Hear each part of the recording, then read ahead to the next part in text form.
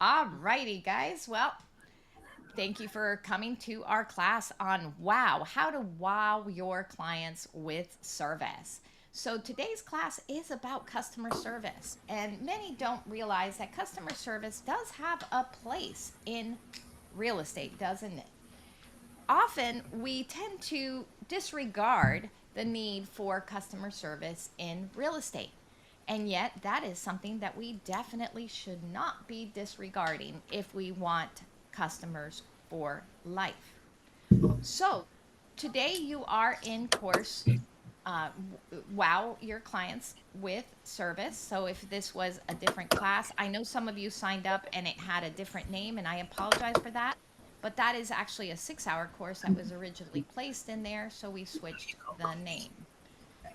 We switched it to a different course that's basically the same thing. And please mute yourselves as you come in. Let me mute you again. All right.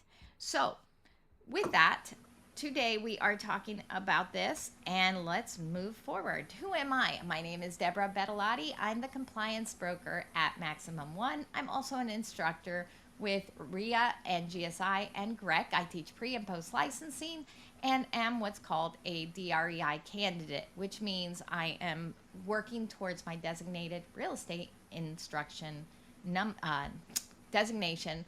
Just like in real estate, we have designations for instructors, and there are only 76 right now currently in the United States. So I'm very proud of that. But with that being said, that's pretty much about me, other than the fact that I have 9 grandbaby boys, all under 5. So that is my biggest accomplishment in life. So, with that, today I already kind of went through this with those of you that were early. This is a virtual class. You are not to record, you are not to leave the classroom if you want the credits.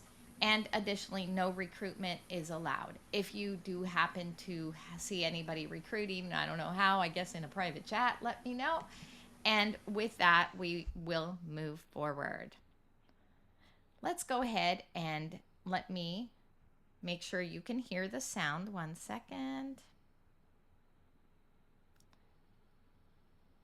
And if you don't hear the sound, please let me know right away. My computer's being weird. No, mom's gonna do the I turkey. can hear the sound. Yeah, Dad wants them. You cannot hear the sound? No, I can. I can. I didn't know if Oh, I'm okay. supposed to say that. Oh, okay. No, if you couldn't. Ambrosia, so I guess we gotta get those miniature marshmallows. And I'll do the crescent rolls and you do the cranberries. You know I can't cook. I don't understand. I made a reservation. Do you have my reservation? Yes, we do. Unfortunately, we ran out of cars. Double bacon cheeseburger. It's for a cop. What's that all about? You gonna spin it now? No, I was just telling him that so he makes it good. But the reservation keeps the car here. That's why you have the reservation. I know why we have reservations. I don't think you do. If you did, I'd have a car. Don't spit in that cop's burger. Yeah, thanks. Roger. What is that?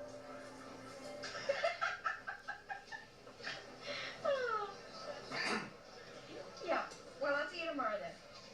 Gobble, gobble. Oh, bye-bye.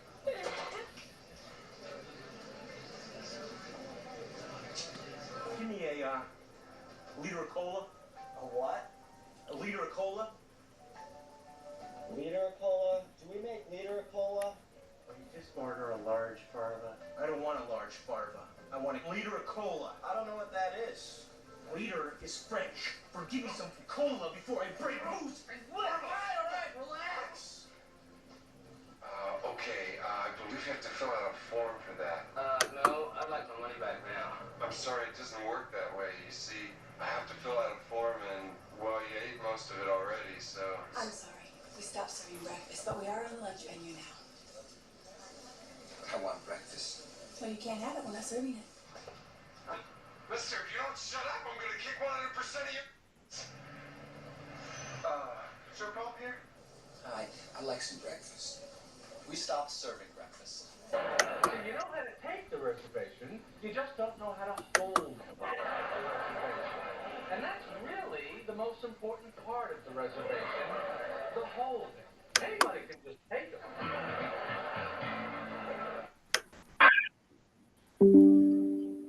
All right. What did y'all think of that? What did we see in that clip? And raise your virtual hands and I'll call on you. What did we see related to customer service? BB, go ahead and unmute yourself. You need to unmute yourself. Yeah. Mm-hmm. Okay.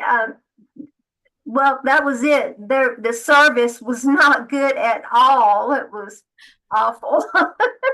I especially love it when you go to hold the reservation, and they were pretty funny.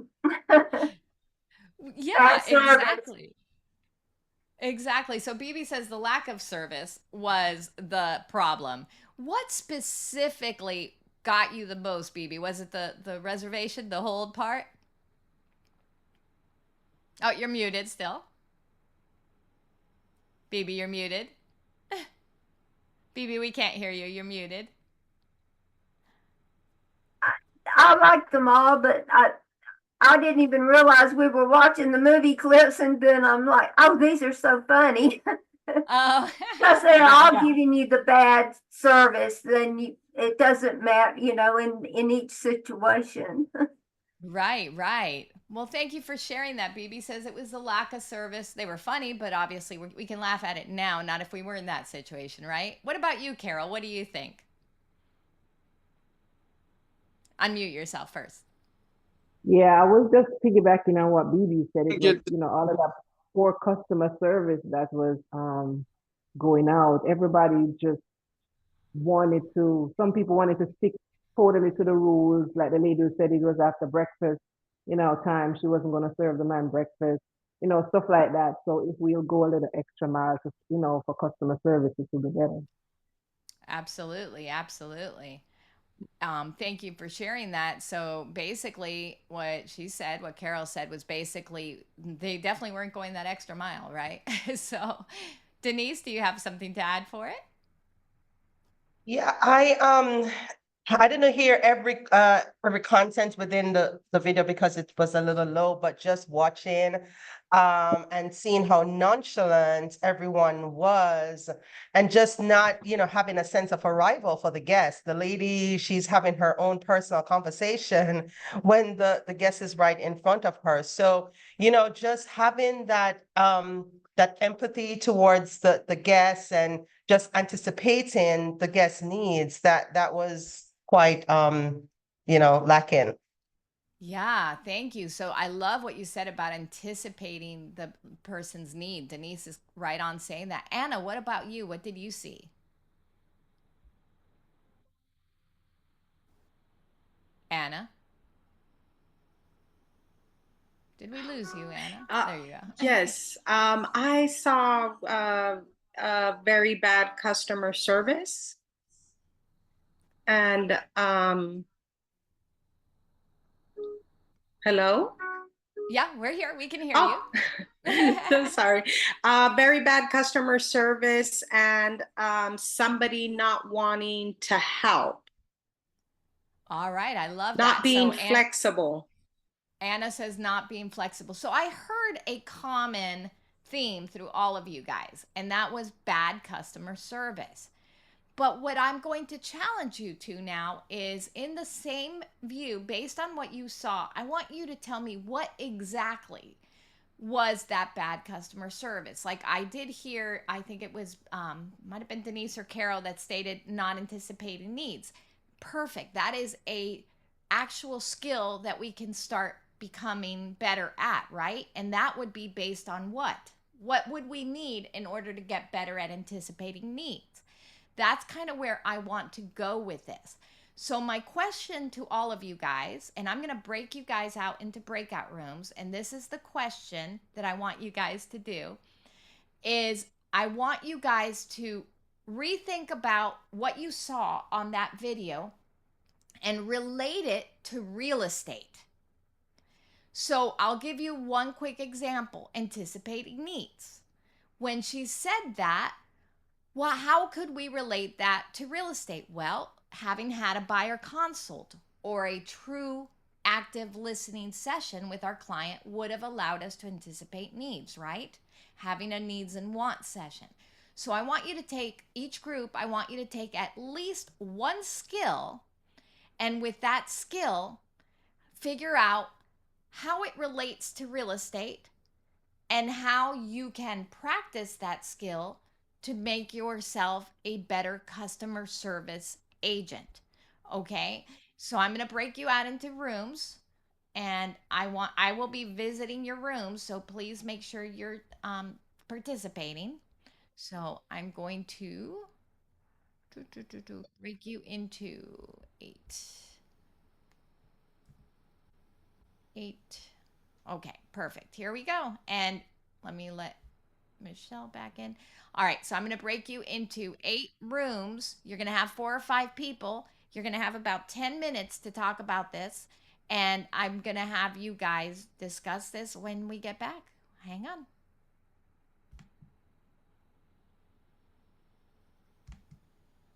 Okay, everybody go into your rooms. You should have the ability to go in.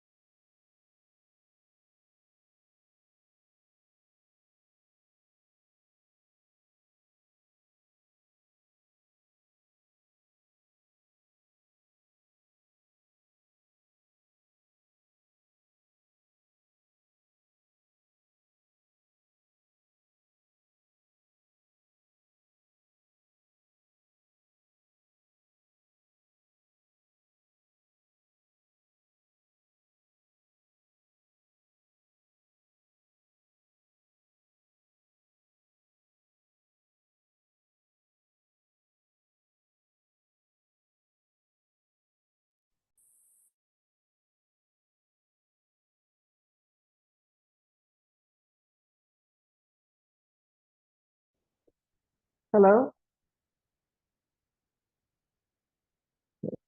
Oh.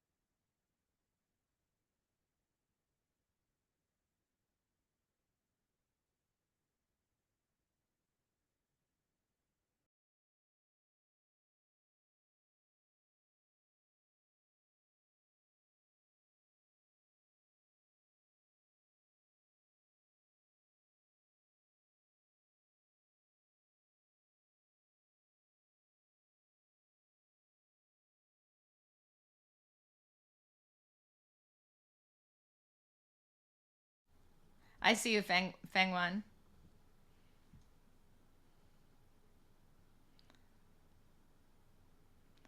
All right, as everybody's coming back, I seem to have heard a common thread. Let's see. Everybody put in chat what skill they chose or what skill they felt was lacking in the discussion y'all were doing that is relevant to real estate. Go ahead and put it in chat. Yeah. That was the common thread I kept seeing. Yeah, active listening. That's right. Several of you were in my class yesterday on negotiations. So, what more than active listening? Because active listening is one thing, but there's another skill that's even more important than active listening, which kind of goes hand in hand. We call it, what do we call it? Anybody that was in my class yesterday? Listening what? listening judo. So basically, you're listening for those signs, those needs, those desires. That's how you anticipate. I call it listening judo because sometimes you're really kind of listening for this and listening for that, and you definitely have to practice the active listening, but it's an actual listening judo. Yes, set up expectations. Oh, you couldn't hear the audio in the breakout room, like from each other, Tony? That's odd. Educate, flexibility. Absolutely. So those are all skills that if we don't get better at, we are leaving money on the table, right? I love that Jonathan said educate, because this year, more importantly than ever, education is key to having value. So all of you guys are already doing that by being in classes and by knowing and understanding that. I shared this in class yesterday as far as Canada actually has a very, very, very difficult process in order to get yourself licensed as a real estate agent there. Does anybody know much about the Canadian, or anybody licensed in Canada as well, or know anyone in Canada? It's like a whole rigmarole, and it's not cheap. So we are privileged in how simple it is to get licensed here. Yes, Jonathan, I hear it's super rough. So you don't actually become like full-fledged, like if you are going to own a brokerage or a broker, it takes years and education, and you have to go to the equivalent of what would be a master's degree in college here, in the university here. So it's not simple. So we tend to, which is why we probably have 3.5 million agents in the United States, with 1.1 being realtors. So it's not a super difficult process in the United States. And yet only about 10% of agents are actually doing 90% of the work, right? So we want to change that. We want that to be a situation where we are all working hard and not the 90-10 rule. The 90-10 rule saddens me, to be honest with you. Oh, there we go, BB. Let me go ahead and mute everybody here 1 second. Oops, BB, I just muted you, so if you need me, we see you, just as an FYI. So Jennifer says, I ask a lot of open-ended questions, build trust, and find their needs to meet them. Absolutely.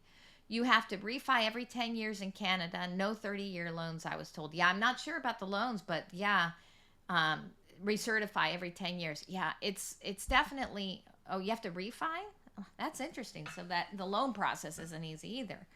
So yes, so these are all things that I like to bring that to the table, only because I like to know that we are appreciative of what we have here in the United States. So some of the skills that I heard, again, were the communication, were the lack of empathy, and what else? We heard lack of empathy, lack of communication, lack of setting expectations. That's another one that I really, really like, because I see that as a huge, huge issue, where often we are just not setting proper expectations. That is so key. Oops, sorry about that. No, Mom's gonna do the turkey. That is so key in order to be able to really, really understand our clients' needs, right? So let's go ahead and move on. Based on what we have seen here, it's obvious to me that customer service is timeless, right? We all expect good customer service. We all want good customer service, right? If we don't get the customer service, we end up getting very, very upset, right? So what are some of the places that you would go to more than another place just because of a customer service. What do y'all think? Put it in chat. Like, is there a specific place that, yeah, restaurants. Thank you, Joseph. That's exactly what I was looking for. There are some restaurants that I'm like, the food's but the customer service is exceptional. So I would rather go to that food versus that amazing food if the customer service is exceptional, right? Michelle, okay, BB says Starbucks. Jonathan Leach said Target. Michelle said hair salon, doctor's office. Yeah. So perception of value also, it goes hand in hand with customer service. Hotels, any retail, really anywhere, right? Why do we think we're different as real estate agents? Well, I don't believe you guys would think that, right? But many, in my opinion, don't take their job as a customer service oriented business as a realtor. They think of, we don't do sales. You know, people, I don't know how many of you guys have had a conversation with somebody where they say, well, I just wouldn't be a good real estate agent because I don't do sales. My answer to them is always, neither do I. I'm an educator, first and foremost. Even before I was an instructor, I used to say that, because we are educating the public. We are educating. We are a problem solver. We're finding solutions. We're a planner. We're pretty much everything, right? Have you ever written a list of everything you do as a real estate agent? I beg to say that most of us could put on that list everything from counselor. Yeah, Robbie says too long. Absolutely. Also, we are coaches, says Tony. Absolutely. We go anywhere from counselors to babysitters. Yeah, I've been there too. Lawn service therapists. Yeah. So I would actually implore that you create that list. Make it humorous. Humor is always good. And give that as part of your listing or buyer presentation. I had a student in the class probably about a year ago that said, I just don't know how to compete. I'm new. I'm brand new. I don't know what to do. And she told me she was a comedian. That's what she did prior to real estate. She was a stand-up comic. And she created a list kind of like what I'm telling you, and even created a couple reels where she used all that information. And do you know her business skyrocketed? Because people loved that thought. So what do we as agents, how do we as agents set those expectations? Let me ask you that. How do we set those expectations? Anna said bad news bear. Yeah. How do we do that? Put it in chat. How do we set proper expectations? Keep low and exceed. Yeah. Under promise, over deliver, right? Old school methods that still work. Because I say this almost in every class because I love it. In our consultation, says Anna. Absolutely. I say this in almost every class because I love it. It wasn't Anne Rand. It was, oh goodness, Maya Angelou. She wrote, people will never remember what you say, but they always remember how you make them feel. So like Niraj says, put yourself in their shoes. Jennifer says, be the customer. Joseph says, be like the guy in Bob the Builder. I love that. Absolutely. Put yourself in their shoes. Obviously, we have to do everything through the lens of a code of ethics if we're a realtor, or just business ethics and fair trade and all that. But Michael hit it right on target. A strong interview at the beginning. We always have to have, in my opinion, that strong interview at the beginning, whether it be your buyer consult or whether it be a situation where you've got a buyer listing appointment and you have everything set out. Obviously, it's always better to have it in writing. Sheila Brown said, treat people like you want to be treated. Well, the code of ethics was built on the golden rule. So yes, absolutely, treat others like you want to be treated. You do that, and that is what is timeless. My husband has on his slogan, classic service. The reason he does classic service, besides the fact that he has a classic Harley Davidson, that's really why he does it. No, I'm kidding. But he actually really likes to hit on the fact that classic service includes true customer service. And in the end, get the job done, says Joseph. Yes, I mean, we can have great service and not get the job done, and that doesn't matter, right? That doesn't help us. But absolutely, get that job done. But timeless customer service is always going to be timeless. So that is something that is definitely key. With that, is there some, who can name an organization that comes to mind that has such a customer service reputation that you just are like, wow? Who can name one? Or even an experience that they want to share? Chick-fil-A, Hilton Hotel, Chick-fil-A, Ritz. Yeah. Delta, Anna says, okay. Chick-fil-A, you notice how much Chick-fil-A comes into the picture, right? Yeah, Chick-fil-A is known for their customer service.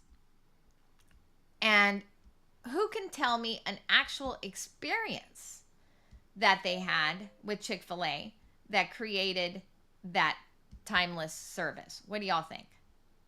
Who can tell me a timeless service that you had with Chick-fil-A or any, Hilton, whichever? Is there a timeless service that you can remember?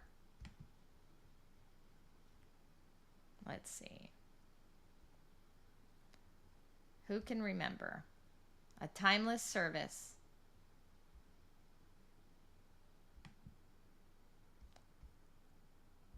All right. So, my pleasure. Okay, I'm seeing Sheila's. Absolutely. Yeah, there's definitely, we could go on and on with that, right? Day after day. But the fact is that if we have that experience, we remember it. And what do we do with that experience? What do we do with that experience? You go to Chick-fil-A, have a great experience. You go to Chase Bank, have a great experience. What do? You tell others. That's right. Nancy said, or Gail said efficient. Robbie said learn from it. Michelle Williams said share. Jennifer wrote, I had excellent service at a new doctor's office. Okay, you go back. Kyle says you go back. Jonathan says you go back. So you go back. There's a common thread there, right? You go back and you tell others, which in turn gives you the ability to have clients for life. That is, oh, I love that. Niraj said you get free word of mouth and advertisement. And Anna said you refer them. That is exactly what I was looking for, because now you have a client for life. And that client for life is what we are headed for, right? Now, yesterday I taught negotiations.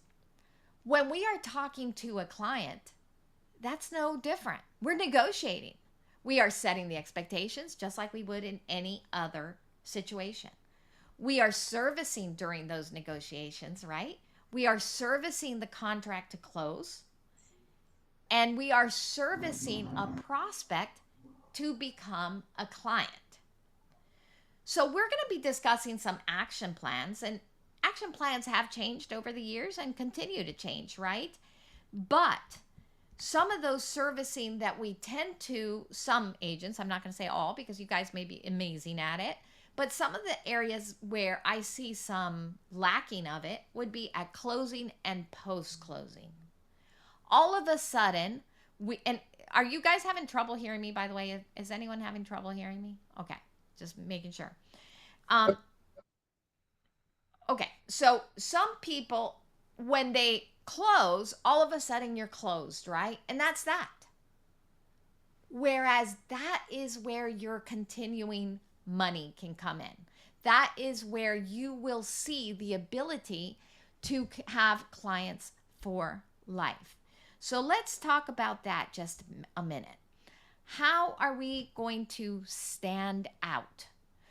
What makes you the agent that I should hire versus that agent down the road? What is your unique selling proposition? That's something that we all tend to say, oh, I have great customer service, right? We can all say that. But what does it truly mean? If I was to say to one of you, why should I go with you versus the other person? And you have already told me you have great customer service. What does that look like? Throw it in chat if you have an idea. What does your customer service look like? And how would you answer? Why should I use you, Karen, instead of Alan? You know, why, what's so great about you? You both have a license. You can both sell me a house. You can both sell my house. Why you versus Alan? We all get asked that question. Put it in chat. I want to see what your quick, and don't worry, I'm not going to hold you to it. Nick, you have your hand up. Go ahead and unmute yourself.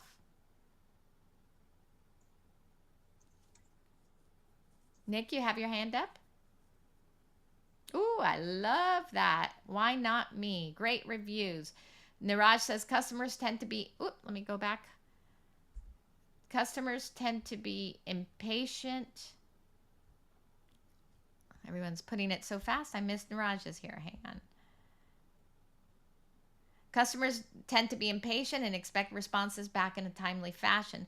They do. So that all goes in customer expectations, right? I love Jonathan's answer. Why not me? You and I must have had the same coach. But Lachelle says great reviews. And Nick says you have to take that extra step to rise up and be noticed. But how are you taking that extra step? That's what I want you guys to think. Because we can all say, take that extra step. We can all say, I have great reviews. We can all say, why not me? But what does it look like when I really put you to the wall and say, why you? Why you? Give me an answer. I want you guys to think this through. What is so unique about you over those 3.999999 agents out there? How are you going to rise up so that I notice you in a positive way? Okay, Nancy said, experience in 4 states over many years. Robbie says, I'm likable. Ooh, I like that. But what if I don't care if you're likable? I just want you to sell my house. I'll treat you like you're my only client and give you my 100%. Okay, I like that. Niraj, I want you to go a little bit further with that one. I'm okay, you're okay. I'm not just your agent, I'm your advocate throughout the process. I like that, Miranda. Denise hit it right on target. Mission statement. Your mission statement. Jennifer says, anticipate needs, problems, and have solutions or options ready. Always be courteous and professional. And Anna says, positive personality. Treat others like you would be treated. Professional, caring, be knowledgeable and sincere, says Nick. Those are all great answers. However, what I'm still trying to push you guys to understand is that there are 3.1 million real estate agents. In Georgia alone, we have a ridiculous amount. So we need to have something to stand out. That needs to be your unique selling proposition. Your mission statement can be part of that USP as to what makes you stand out. If you're just another agent doing the same thing, you're just another agent doing the same thing, right? But I love what Gail said. I have been in real estate since 1978. I was also a real estate appraisal, construction manager, and a landlord. So she could create, and you know what, Gail? You throw that into ChatGPT and ask it to write you a nice USP, unique sales proposition, and you're going to see a great slogan to put on your website and all your marketing material. Narrow down to a particular niche, says Niraj. Yes, and that's more in the action plan. I agree 100%. Don't try to be all things to all people, right? There's only one man I know that can do that. But And it ain't my husband. No, I'm kidding. So, but with that being said, you want to have that unique selling proposition. What differentiates yourself? So, Nancy used her experience. Gail used her experience. What if I don't have experience? What if I'm a brand new agent? Think about the career you had prior. What if you were, let's just use an educator, you were a teacher. I have 30 years of educating people and helping them reach their goals. Think outside the box, guys. This year, thinking outside the box is going to equate to money. So you need to make sure you are doing that, because many agents, what they will do is say, well, what do you want from me? If you ask the buyer or the seller that, then you might get the answer of, will you reduce your compensation? Because the other agent said they would. We don't want to go there. Yes, Jonathan, transparency is key. Jennifer, I love that you use that previous experience as an insurance agent. Thank you for sharing that. Confidence, knowing the market. Yes, Michelle, you have to know the market. You not only need to educate them, but how can you educate them if you yourself haven't been educated, right? So make sure you are staying in touch with the market. But the unique sales proposition could be something like a skill you possess, or it could be that you offer a home warranty to every client. And guess what, guys? There's free listing home warranties. You should all be offering that. Use that as a plus. You can be using the fact that you offer a listing home warranty to every one of your listings. You could be telling the buyers, I offer a free negotiation class, and do your own home buyer seminar. Think outside the box this year, guys. The more you do that, the more you will stand out, because otherwise you're going to be one of those 3.1 million agents. I don't want any of my students to be one of those 3.1 million agents. I am thrilled when I see each and every one of you guys succeed. That is my goal. I don't want to see any of you guys be one of those that gets lost in the crowd. Somebody had mentioned this, and this is huge: knowing your clients. In order for you to say, okay, yeah, so I offer a free moving truck for every one of my buyers. You could say something like that, or sellers, or every one of my clients. And there are services, by the way, that you don't have to buy a truck. You can actually lease one per closing. So you can always Google that if you wanted to. But if you have known that your client is a strong, strategic type of client. So for instance, you might, if you are aware of the DISC profile or any of those profiles, understand the personality style. That will assist you in understanding how to best communicate those expectations with your client. So if your client is very strategic, will it help them to know how beautiful my pieces in marketing are? What do y'all think? Hey, Mr. and Mrs. Seller, who is now a strategic numbers guy. No, he could care less, right? Robbie says, no, absolutely not. He wants to know numbers. What is going in my pocket? Exactly, Jonathan. Return on investment. He wants to know, what is the bottom line? When are you selling it? So obviously, somebody like that, I'm not going to go and spend an hour on a listing presentation that he could care less about. So just understand who that or what that personality style is, because you can lose a whole deal just by not understanding that. Understand the demographics. When I say the demographics, it does make a difference if you are dealing with a buyer who is in a lower end price point, right? Because you might, if somebody came to me right now and said, I want you to find me a 5-bedroom, beautifully open floor plan with 3 acres of land for $200,000. Yeah, good luck. Exactly, Jonathan. Good luck. So I have to understand the demographics. So then I'm going to understand, okay, you want something that is really something kind of not there, so unrealistic. So I'm probably going to understand, okay, what is the reason you're purchasing, right? Oh, I'm purchasing because I have to get out of my lease by the end of this month. So now we know that the demographics are they don't have much money, but they do have urgency. So we might say, okay, well, how would it be ridiculous if we found a fixer upper that we could have you get a 203K loan that would assist you in being able to do what you want with your home, but still enough room for your dog to run around with, but probably just closer to half acre versus 5 acres. You've got to understand all those skills together are going to make a difference, right? But if it's an investor who could care less what the house looks like, I'm going to speak to them a little bit differently, right? The communication skills are going to be different based on the demographics of who your client is, as well as the personality style. So those two things are very, very important.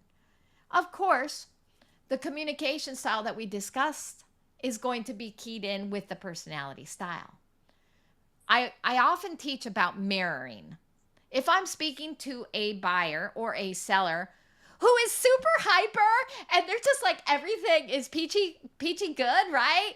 And I come in as their agent and I'm like, you know, Tony, I'm going to do my best to find you that house. I've lost that buyer, right? But at the same time, if the buyer is very calm, very serene, and I come in the same way, and I'm not making fun of her, I'm going to very subtly copy the style of their tone of voice, their communication style, and I'm going to speak the same way. I'm probably going to get a lot further into the conversation. We have to know who our target audience is, right? Knowing your client, knowing their personality style, knowing the communication style. It also goes into generational issues, right? If I have a client that's 84 years old and has never owned a computer in her life, I probably won't be texting her, right? I'm probably going to be picking up the phone and calling her, or even possibly showing up at her doorstep and explaining everything in person. Know their styles. If I have a 30-something-year-old that works 25 hours a day, because he has no sense of sleep, and Fridays, Saturdays, and Sundays are their single night outs, I'm probably not going to be doing much on the weekends, right? And I'm going to be talking to them probably via text. So understand all those factors play into the customer service. But here's the key. This is where I see a lot of agents failing. The follow-up. The follow-up. How many times have you been guilty of having a great transaction and then just not following up? I know I have.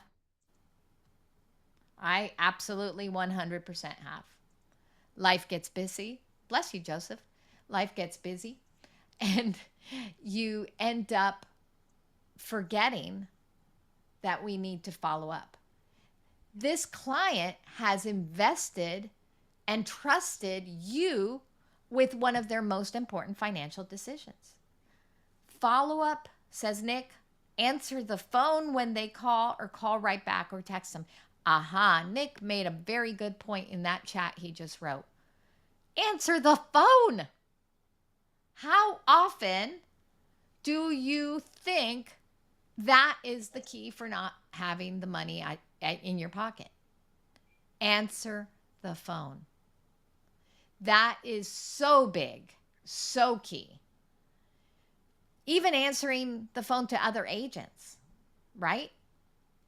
Often we don't think about answering the phone even with other agents. And anybody ever have that issue where they get frustrated because an agent didn't answer their phone? Nobody, right? No one. We all have that issue. Yeah, I see everyone's hands going up. Yeah. And it's frustrating. We are our professional agents, our other agents are our collaborators. We are all on the same team. So please, please respond. One of my pet peeves, and I apologize, I don't mean to offend anyone. Everybody runs their business how they run it. But one of my pet peeves is I don't answer my phone after 6 o'clock. Please leave a message and I will return my calls tomorrow. I personally don't like that. I prefer that you leave a message and I'm going to call back. I have set my expectations with my clients that I'm not going to call you back at 10 p.m. So I just kind of leave it alone because the reality is if you call and you have that message on your voicemail, you probably aren't going to call back till the next day. You've stated that. But if I call you and you don't have that message, I'm probably not expecting you to call me back anyway at 10 p.m. at night, right? So it just is one of those things that I don't know. Maybe it's my personality. And Gail, I'm with you. I answer my phone. One of my best clients that ended up I did a whole track of it, and we ended up with, I think, 16 transactions from the one phone call I answered at 11:30 at night. And my husband thought I was crazy because he was asleep. And there was a Zillow lead. This was back in the day when, I used the bad word, but back in the day when Zillow, we were a Zillow Premier agent, the phone calls go to everybody or the leads go to everyone. I picked up the phone, called them at 11:30, thought it was a spam, thought it was a bad buyer. It happened to be a football player that was training here. And with that, I ended up calling him, woke up my husband real quick and said, "Oh, yes, one moment," and passed the phone to Steve, and Steve immediately took it. Anyway, it ended up in 16 transactions, many football players, from answering the one phone call.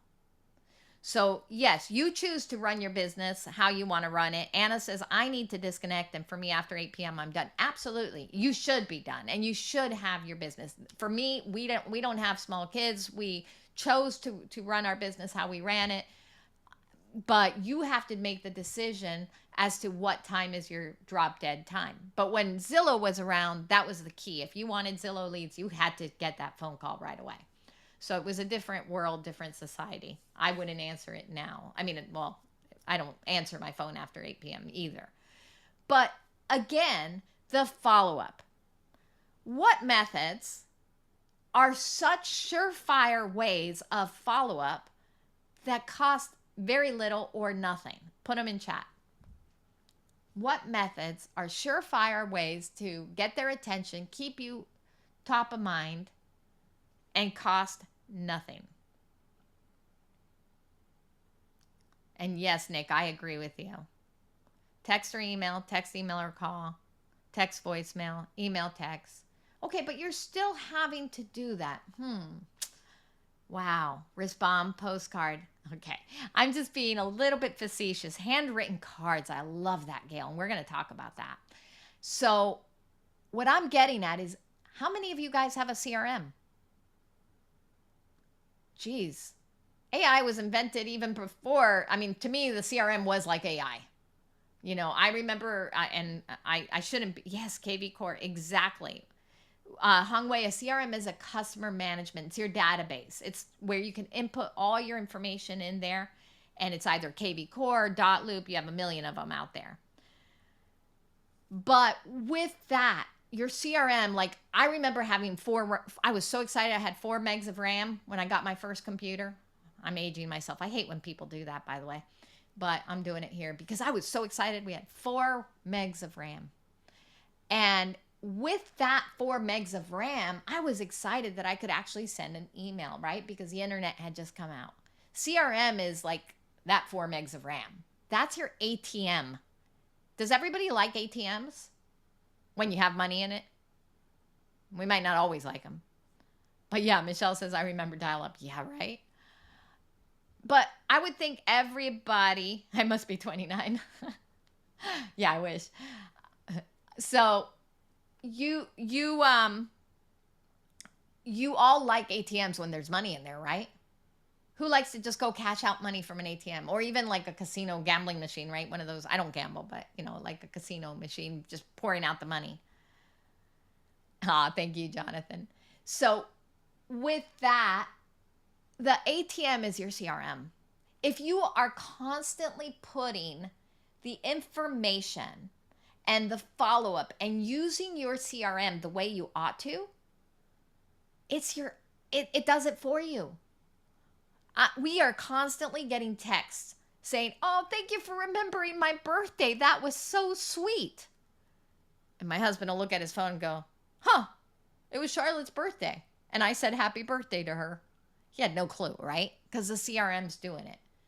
But you are creating it as a very personal thought. Even Facebook, you can set up all your social media to say whatever you wanted to say for the next year, right?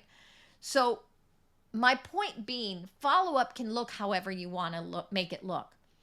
But the reason many failed on the follow-up was lack of time, right?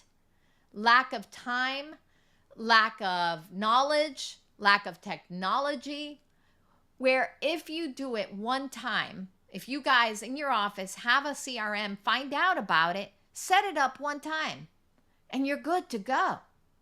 And it will keep you top of mind. So that is huge. The other one is emails, right? We can send emails, but nobody answers their emails, right? What do y'all think is the number one marketing technique out there that you can also use for follow-up? Number one. What do y'all think? Text, says Denise. Text, direct mail, phone call. Video, thank you, Gail. That's what I was looking for. And Nick, the best CRM, voted best CRM by realtors is actually KV Core because it was just bought out. So now KV Core has the most power. Tony says video. Yes, that's what I was looking for. Anna says video. That's what I was looking for. Video is the number one marketing out there. We're in a society of quick, instant gratification. You don't need any special equipment. If you guys could see my room right now, I have 6 screens going and I have cameras everywhere and I have stuff everywhere. You don't need that. I actually get more frustrated when I do that. I only do that when I'm doing hybrid or Zoom classes. But all you need is your phone. That's all you need. You don't even need any extra software. Now, every one of you guys should, in my opinion, have a YouTube channel. Create a YouTube channel and put something on there every day. It can be something silly and it can be something wonderful. And ideally, you want to do a variety of things. Anna says, I'm not a video fan. I freeze up. You know, you're not alone. Many say that to me. And we actually have a class that it'll probably be in July. It's called Lights, Camera, Action. Lights, Camera, Listings. And it's about how to use video for your listings. But in the meantime, the biggest suggestion I can give you, because the majority of people say the reason they don't do video is because they freeze up. They don't like what they look like. They don't like how they sound. They use all those excuses. Don't look at yourself. Like right now, I don't even see myself on the screen. I see all of you guys on my screen, but I don't see myself. Purposely. Because I don't want to be looking and judging and critiquing myself. We all tend to be our own worst critics. Nick asked, what about TikTok? Yes, TikTok is actually a great way. Social media in general is great. I personally don't do TikTok, but that is a great way of building business. But the point is the follow-up. Yes, Jonathan, I'm with you. So the follow-up with video, you can use a video email. The service I would recommend for that would be BombBomb. I'll put it in chat. BombBomb is an easy method. But there is a cost to that one. So that's why I told you guys to use a YouTube, and you can just use the YouTube. Now, the other one, you can use Be Human or HeyGen. And what happens with those, with the HeyGen and the Be Human, is you could actually create one video, stick it into your CRM, and the Be Human or the Hey Jen would then replace the Hey John with Hey Anna with Hey Jennifer, all on its own. It clones your voice and then it creates a follow-up for each one, but you only record it once. Yes, I know, AI. My feeling is might as well, keep your enemies close and might as well join in. We're not going to lose AI. AI is only going to happen even more. So you might as well learn how to use it.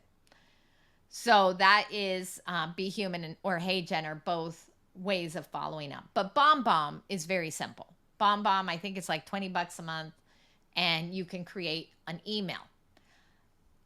I use BombBomb for many things, including my conversations. I'm not selling anymore, but when I did, and I recommend this to others, I would use it to discuss the previous week's showings and update my seller on the previous week with BombBomb. So I would, for example, call and say, hey, Mary, we had 10 showings last week.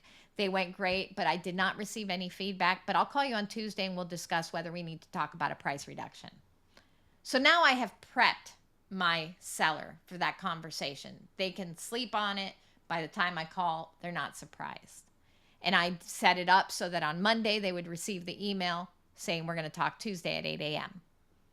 So that's something that you can choose to do. As far as follow-ups, I send one BombBomb to everybody. Hey guys, just wanted to let you know about the market. The market's doing great. And I go through the absorption rate or the market reports. By the way, market reports in FMLS, they actually have a statistical market trend and market report that comes out every month. And it makes a great script. So if you were to use just that market trend once a month and use it to record a video or even interview somebody about those market trends, interview your lender, interview your attorney, interview anyone, you might be surprised. Put it on your YouTube channel and then share it everywhere. Those are all great follow-up methods because our ultimate goal is to have a client for life. And our ultimate goal is to be able to be top of mind. We want to be top of mind. So get creative, think outside the box, and go that way. Of course, the follow-up, in your initial conversation with your buyer or seller, you want to ask what their preferred method of communication is. Anybody here ask that question? Put it in chat if you ask it, yes or no. Do you ask that specific question? There are certain questions always wonderful. I'm so glad to hear that. I often hear no. I actually have a questionnaire that I would give my clients, and it specifically said, what days will we be showing you homes so that we can go ahead and block out our time? I always ask, what method do you prefer in conversation? And I have them fill out this form. I have it as a Google form and I have it as a physical form. That way, when they don't respond to my text or my email, I can go back and say, you advised me that this was your preferred method of communication. And in there, it says, may I email you if I don't receive an answer from your text? So that way I'm respecting their needs because there are some people that I have had as clients that could not receive phone calls at work. So they specifically stated, please do not use my phone if my phone rings. We do a lot with the film industry and phones go off and stay off during the time that you're on the set. And if even a stun, we call it a stun, but the vibrate goes off, it could cause it to go on camera and disturb the set, which could cause them to get fired. So we always put that question in there for that purpose. So just understand that. Gail, yeah, I certainly can share it. Just remind me, send me an email, and I can certainly share that. And I think I even have a prettier one now that I put into Canva. Sure, yeah, I'll follow it. I'll send it to everybody when I'm done. And then let's watch this real quick.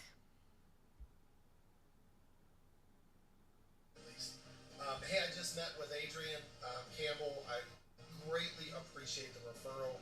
And it was a pleasure working with both of you. Thank you so much. I just wanted to send you a quick email and say thanks for taking the time today to sit down with me. If you have any questions, just let me know, and I look forward to working with you and your family. I just pulled a list of properties that just reduced their price. These sellers tend to be more motivated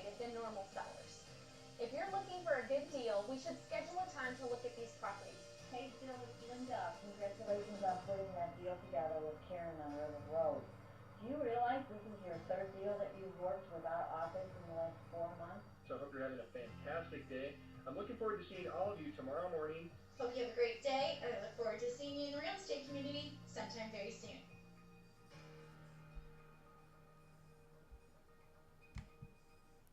So that was Bomb Bomb. Oops, That's Bomb Bomb. So you can create anything you want with Bomb Bomb. And those are some ways that other agents have used it. So I just wanted to share that with you in case you wanted to go that route. But a video, especially in today's society after COVID, where we were all virtual all the time, we lost that sense of connection. We lost that ability to have personal touch, right? So having at least the video helps. And I encourage you that if you have an out-of-state client, you do at least a Zoom call or a Google Hangout call. That way they can at least see you and get a feeling for your body language, for how your tonation is. Bomb Bomb, I'll put it in chat, how it's spelled. It's actually spelled just like a bomb right there. But that one, and there's others out there, but that's a really good one. With text, same way. We can follow up with text, and we know certain generations like text, right?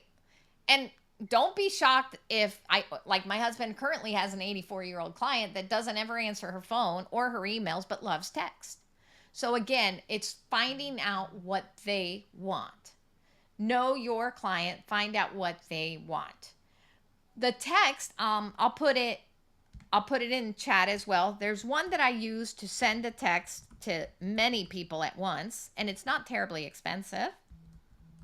But I don't want you guys to have death by $20 fees either. So you have to decide what is important to you, what you will use, right? But the slybroadcast.com is another one I like because you can send 1,000 texts at once. I'm sorry, I got ahead of myself. Slybroadcast is a voicemail, alternatively to text.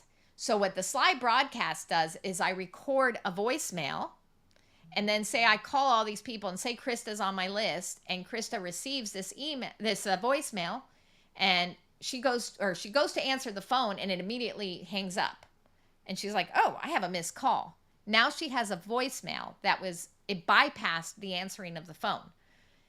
Most of the time when we use Slybroadcast, they actually call you right back. They don't even listen to the voicemail. And they're like, "Hey, I think I just missed a call from you." And you're like, "Oh, yes, I was just calling to set up a time because would it be ridiculous if we had lunch tomorrow and talked about the value of your home?" So that would be something that you could do. Additionally, you could just leave a voicemail stating, "Hey, just wanted to let you know that a house just went on the market down the street from you. And I wanted to tell you we're going to have a neighbors only open house this weekend on Saturday from 12 to 4. So whatever you want to use it for. But Slybroadcast, I really, really, really like. I think it's a step above the text because at least, I don't know about you guys, but for me, I'm getting so many texts these days that I'm actually getting slammed by like spam text. So the Slybroadcast still appears to be like a valid phone call. And it actually says your name, so they think, you're calling them. So that's a really good one. We're going to go ahead and take a break right now. I know it's a lot when you're sitting on Zoom. So we're going to come back at it's 11:20. So we're going to come back at 11:35. Let me go ahead and stop my share real quick. Before you leave, you do not have to log out. Just put your name in chat with your email, phone number, and license number. Like I said, keep that as a copy and paste. Put it in chat now and put it in chat when you return. Okay? And obviously you can take your cameras off. When you come back, I do need those cameras back on. I will be kicking people out that haven't been responding or on camera, or I don't know that your camera is not working once we get back. So go ahead and do that. All right. You guys have a nice quick break.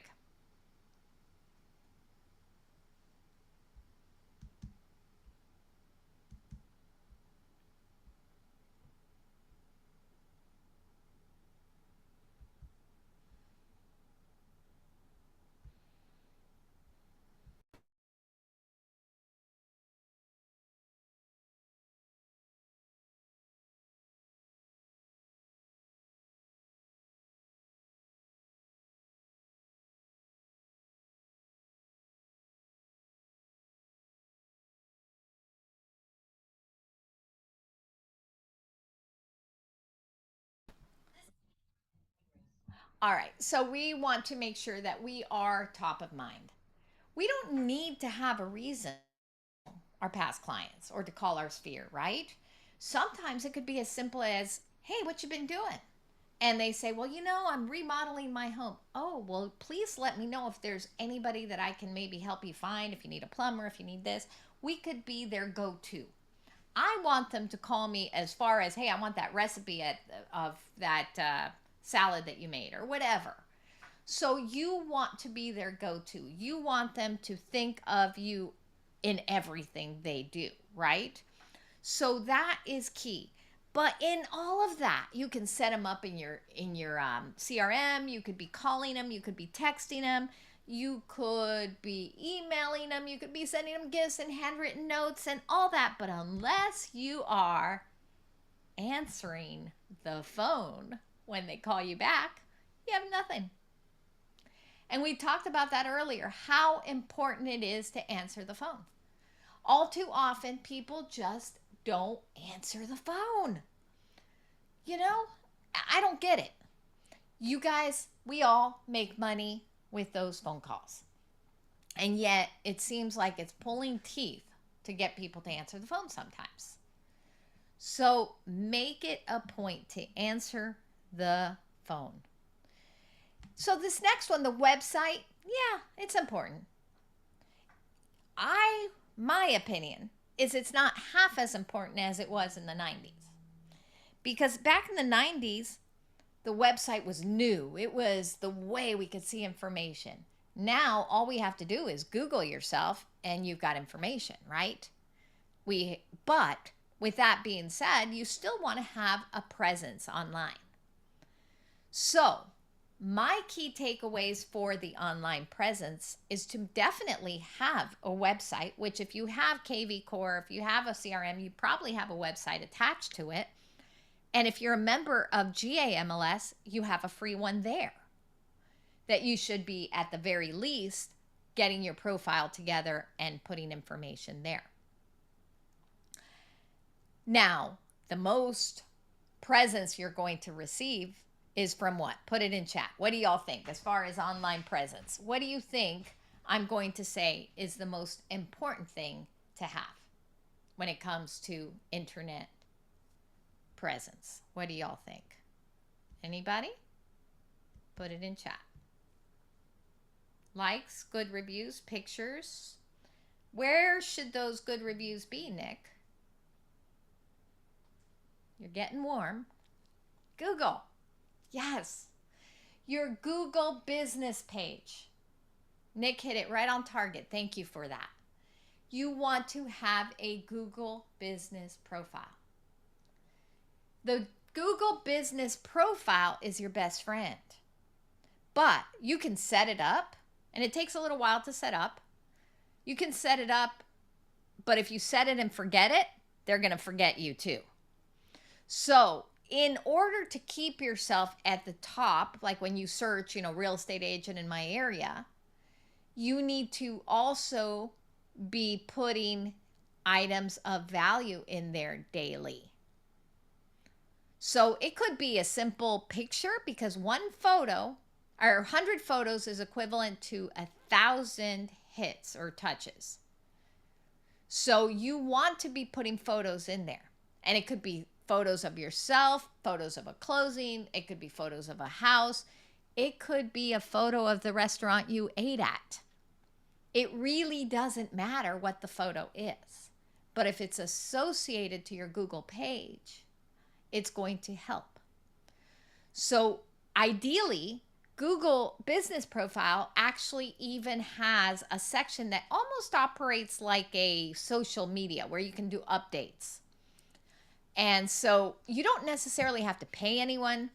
I tend to try to do everything as inexpensively as I can because I want to see more of the return on investment. So with that, you can use all the free tools in Google and even go on YouTube. My goodness, YouTube can teach you anything, right? I'm surprised nobody's operating on people yet from YouTube, right? You've got know it or how to for everything. So But you can go on there and learn quite a bit regarding your Google business page. But Google business page, I cannot stress it enough. Even creating reviews yourself on Google business page. Like every time you go to a restaurant, review this restaurant on Google, do it. As long as it's part of your business page and you're reviewing the restaurant you were at or the place you were at. And guess what is the most important and gets the most hits of restaurants? Not the food, the outside of the building. The outside of the building. They want to see the parking lot. They want to see the entrance. They, people that are checking on the reviews want to see, well, is it big enough? I mean, take more than one photo if you can, but at the very least, take a photo of the outside and put it on there and review it. That will help you. And I mean, I can do a whole class on Google, so I'm not going to do that, but there is a lot of information and benefit from Google. So you can create the updates, you can create what you do in there. So for instance, you can put rentals, sellers, listings, everything in there. Now, the one thing that you do have to be careful about with Google is you can't put, like, for instance, Karen Phillip, real estate agent at such and such. You have to use or Team Phillip. You have to use your actual name. And there has to be a physical address as well. You might see people that say, Realtor Karen Phillip, but if anybody reports them or as they're doing their due diligence, they could stop the page. And it's really hard when you go into Google jail. You guys think Facebook jail is bad? Google jail is worse. So definitely be careful with that. So yeah. So with that, you want to be very efficient on Google, and it definitely will help you. The website, don't get confused with the website content and the domain. The domain's the address. The website content is the house. So if you are going to get your domain means nothing unless the content is optimized. Here's the key, guys. ChatGPT, you can go in there and say, give me SEO optimized, search engine optimized blog content for my website. And it'll do it for you. It won't put it in, but it'll give you good content to put in. So again, create that information, put information of value, and go ahead and add that to your websites, and you'll be good. If you are going to buy your own domain, so it doesn't just say like kvcore.com whatever, you want to be very compliant. So for instance, I couldn't say Deborah Bettolotti bestrealtor.com. Okay. And I can't even use the word realtor in my domain unless I am a realtor and I put Deborah Bettolotti.realtor.com, Deborah.Bettolotti at .realtor.com. So you got to be very cautious as far as the word realtor. And again, be cautious of advertising guidelines.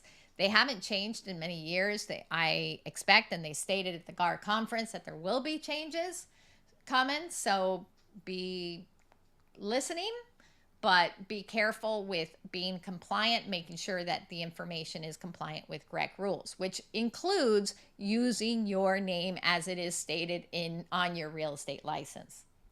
So be careful with that. So additionally, dress for success, right? Depending how you dress, also taking into account everything else we have talked about, could make it or break it for you. So obviously, know your target audience. Read the room. So you want to be sure that you are dressing professionally and for success. Now, that doesn't always mean a three-piece suit, right? Like that client I referenced earlier that my husband showed, the football player. He's getting ready. It was a Saturday morning that he was getting ready to go show him properties. And I was like, "You're wearing that?" He goes, "Yeah." And what do you think he was wearing to go show a $2 million football player client? What do you think? What do you think you'd wear? and he was in his 30s, the client. Put it in chat. Football jersey, workout clothes, khakis, shorts and t-shirts, jersey. Wow, you guys are funny. Sweatpants, polo. Ah, Joseph said it. Michelle said it. Yes, he wore a polo shirt with khakis. A couple of you said khakis. And my husband tends to always like to dress up. And I said, you're really wearing that? They looked like twins. You know that? When they got together, they looked like twins. You know, he was in the film industry prior, so was I. So we worked with a lot of football players. We knew a lot of people. He's like, he's not going to be wearing anything super fancy, and he'll be taken aback if I wear a suit. And sure enough, he read that right. A jogging outfit would have been a bit much, but Gwendolyn, or shorts, but depending on the time of year. I forget what time of year it was, but he definitely wore just a very casual, clean cut polo shirt and khakis. And like I said, I was shocked, but it was dressing for his client. Now, the next week he showed a doctor, and we had already had a conversation with the doctor. We already knew what that doctor's personality was, and he ended up wearing a shirt and tie to go show him. So again, know your audience. If you're showing somebody, you know, in their 30s that's young and happy-go-lucky, you might dress differently than if you're showing the grandma one down the street, right? So I'm a grandma, but I don't want you to be boring, right? So you have to know the personality. So just understand who you're talking to and who your audience is. Additionally, if you are dressing for success, your car is included in that dress for success. I'm not telling you go buy an expensive car, but I'm telling you keep your car clean and tidy. Even if they're not in your car, people will notice whether your car is clean and professional or not. So be aware of that. Okay. Also, please don't make excuses. I've had agents call me for advice in the past that I've coached that'll call me and they'll be like, yeah, I had to drive my beat up old clunker. And I went in there and I said, yeah, I have to drive my beat up old clunker, but I borrowed my sister's car. And hello, don't go and make excuses and don't try to explain something that's not needed to explain. Go give professional service and you'll be okay. So that's definitely very important. More than dressing just on the clothes and the car, your hair, how you look, whether you're wearing makeup that would be appropriate for the evening versus the day. Not you men, maybe some of you, but not all of you. But just kidding. But just be careful with how your appearance appears, right? So that is going to speak volumes to somebody. I have, and in that dress for success, I want to bring attention to your social media. Because I have had clients call me that said, I don't want to work with your agent because I was embarrassed when I saw her Facebook. Going to have crazy things on Facebook, make sure that they're private. Because what you are saying on social media is out there. And you don't want it to be out there to the point that it's going to impact your pocketbook. So whether it be political stands or whether it be how you're dressing, this particular person was wearing very seductive clothes. She was at the beach, no problem. It was her vacation. She's able to do that. But guess what? The client was a young newlywed who didn't appreciate her husband looking at that social media. So if you think they're not Googling you and checking you out, they are. Everybody is. So be careful what your social media says about you and makes you appear. And then don't forget cultural differences. Cultural differences are important as well. Certain cultures, if I'm wearing certain things, I could be insulting them, right? Same as when you go to show a house. Some cultures may ask me to remove my shoes. I had an agent have a fit over it because she was wearing tight boots, or I don't even know what the story was. This was years ago, but she had a fit. And I'm like, well, when I teach the class on real estate tools, there's a reason I tell you wear comfortable shoes. Just like you wouldn't wear those boots to go through a security line at the airport, think of it the same way. Because there could be homes that, not even culturally, but maybe they have brand new carpets and are asking you to remove your shoes. So make sure you're aware that you might have to remove your shoes. So those are all ways that you're going to present customer service and wowing your clients. You know what else will wow your clients? When you're showing a listing, your buyer has already been informed of all these things, because what if your buyer was the one with those crazy boots? You want to explain to your buyer that that might be. It's all in the setting of the expectations. So if I've explained to my buyer, make sure you're wearing comfortable shoes, because there could be homes that could ask us to remove your shoes. They're not going to be upset at you because you didn't tell them, right? And that should also go in your consult, making sure they understand that that could be an issue. So again, but what's going to wow your clients, or not even your clients, but your future clients. I like to say your future clients, because we have received, and many of you might be in the same boat, we have gotten clients that were expired listings because of the way we showed the home.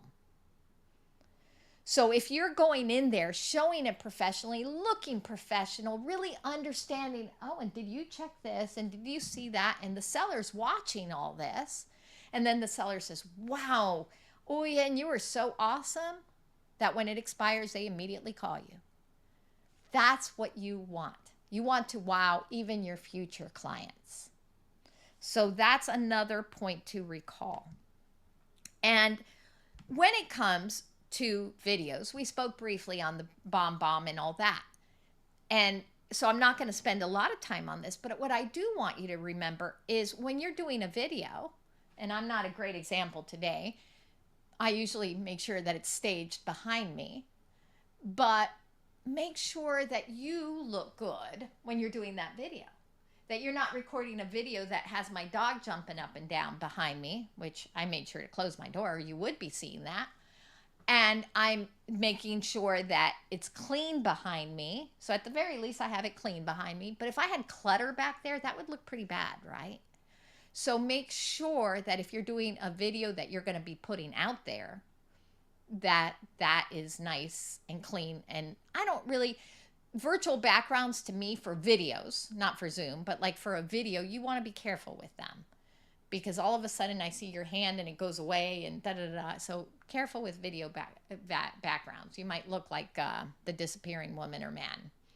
So just be aware that the background is also going to be like how they judge the car and how they judge what you're wearing. They're also going to be judging your background, because they kind of feel, if you can't keep your own room clean, how are you going to be selling my home? Right? So granted, I see a bunch of you guys looking behind you now and stuff. Don't worry about it. You're in class. But with that said, just be careful if you're putting something out there, that it's out there properly. But the biggest suggestion with videos, like I said before, don't look at yourself. Don't look at yourself. I've said this in many classes, so for some of you, this might be a repeat. But if you're worried about how you look, guess what? You look the same when you get there in person. If you're worried how you sound, guess what? Your voice is the same when you get there. So I used to do production makeup artist. I met my husband on a set. My job was to make you look like something else. If you saw what some of these actors actually look like, they don't look anything like in person. That's not what you want to portray when it comes to real estate. You want to portray who you really are. You want to portray who you're going to be for the remainder of the transaction. So you don't want to look like somebody you're not. I always mention the cards, the business cards. My daughter and I look a lot alike, and she's a realtor as well. So it's kind of funny because I'll give her card out to somebody and they'll be like, oh, is that you 20 years ago? And I'm like, well, thank you for saying only 20 years, but no, it's not. But how many of you have really gotten those cards where you're like, huh, is that really you? You know, huh, yeah, my husband's hair is now gray. It was brown. You know, am I going to look? Yeah, I love Robbie's expressions on the emojis. But yeah, you want to be sure that you are who you are. There's actually been studies that if you look too perfect when you go into a listing appointment, you probably won't get it. They want real people. They want people that will actually be the same person. That's also part of the issue when you set expectations for your client, to make sure you're setting the expectations as to who they're going to be dealing with. And that goes into also having a good situation where you're showing you're setting the proper expectations. For example, my husband, when he was selling, I would always do contract to close. So he would tell them, you're going to deal with me while I show you the properties. But once we get to the point where we're under contract, you're going to be dealing with Debbie. That way they weren't like, why are you calling me? I've been dealing with Steve. Why am I dealing with you now? So you want to set those expectations. Setting expectations is huge. Now, meeting the buyer, we're going to get into something that I know we're not going to go down the rabbit hole, but meeting the buyer is the moment that is so key, right? You need to know what they're going to show. So often in the past, people have said, okay, you know, I'm going to show you a property. You call me, I want to see the property. You go show the property without a buyer brokerage agreement. So the buyer consult will not only make sure that you're getting paid, because you need to have that buyer brokerage agreement signed, but you need to make sure they can afford it, right? Yeah, just like Jonathan said, not without pre-approval. And I love what Anna said. How about business cards are 50 years ago and they don't look the same? Yeah, exactly, Anna. That's what I was referring to. But yes, not without pre-approval. You want to use that buyer consult in order to set the proper expectations on finances, get them pre-qualified, get them to the point where you know they're going to truly be your buyer. And this year, making sure that you get paid, because the buyer needs to understand the buyer brokerage agreement. And that's, of course, another class. So that's where I'm saying I'm not going down that rabbit hole. But make sure you're doing the client office meeting. Make sure you don't say, okay, Michelle, I'm going to go show you the property today. Or, yeah, Kyle, let's go meet at the office. No, we want to at the house. No, we want to say, let's meet at the office. Let's have a few discussions, and then we'll go see the property. Because what happens often is all of a sudden you're at the office, you're explaining to them the buyer brokerage agreement, or you're explaining to them what you expect or what they expect, and you find out that house that they called you on isn't even the house that's going to be right for them, right? So you want to set all that in motion at the beginning. I always tell them, let's go ahead and meet. Let's go ahead and look on the computer together. You take the computer, you cast it over to your television, you show them what's actually out there in the price point that they want, and then you go from there. So again, make sure it shows professionalism. Think of a doctor. A doctor doesn't just go operate on you, right? He consults with you first. That'd be scary if they just said, yeah, let's go ahead and set Steven up for surgery on Friday. You know, you call the doctor, hey, I have a bum knee. I know I need a knee replacement. Great, let's set you up for Friday. No, they don't do that.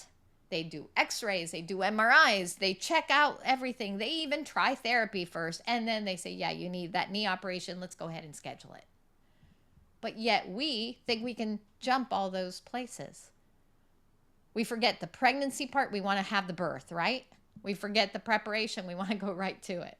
We've got to enjoy the ride. So make sure you're taking care of everything. And then the sit down with the buyer brokerage. Yes, the buyers are supposed to pay. Yes, that is what the buyer brokerage agreement states. Don't shy away from it. Explain that you're going to do everything you can to get them the best deal possible. Please don't go right to, I'm going to get the seller to pay the compensation, because now you have violated about 10 other rules. You need to just state, you are hiring me as a professional. Yes, you're paying for my services. And I, in turn, am going to fight to get you the best deal, negotiate the best way I can, including closing costs and possibly other terms, not compensation. That is not yours to negotiate. Please be aware, I like to use that as an example, because you cannot just put in the contract, seller will pay at such and such. That's a violation.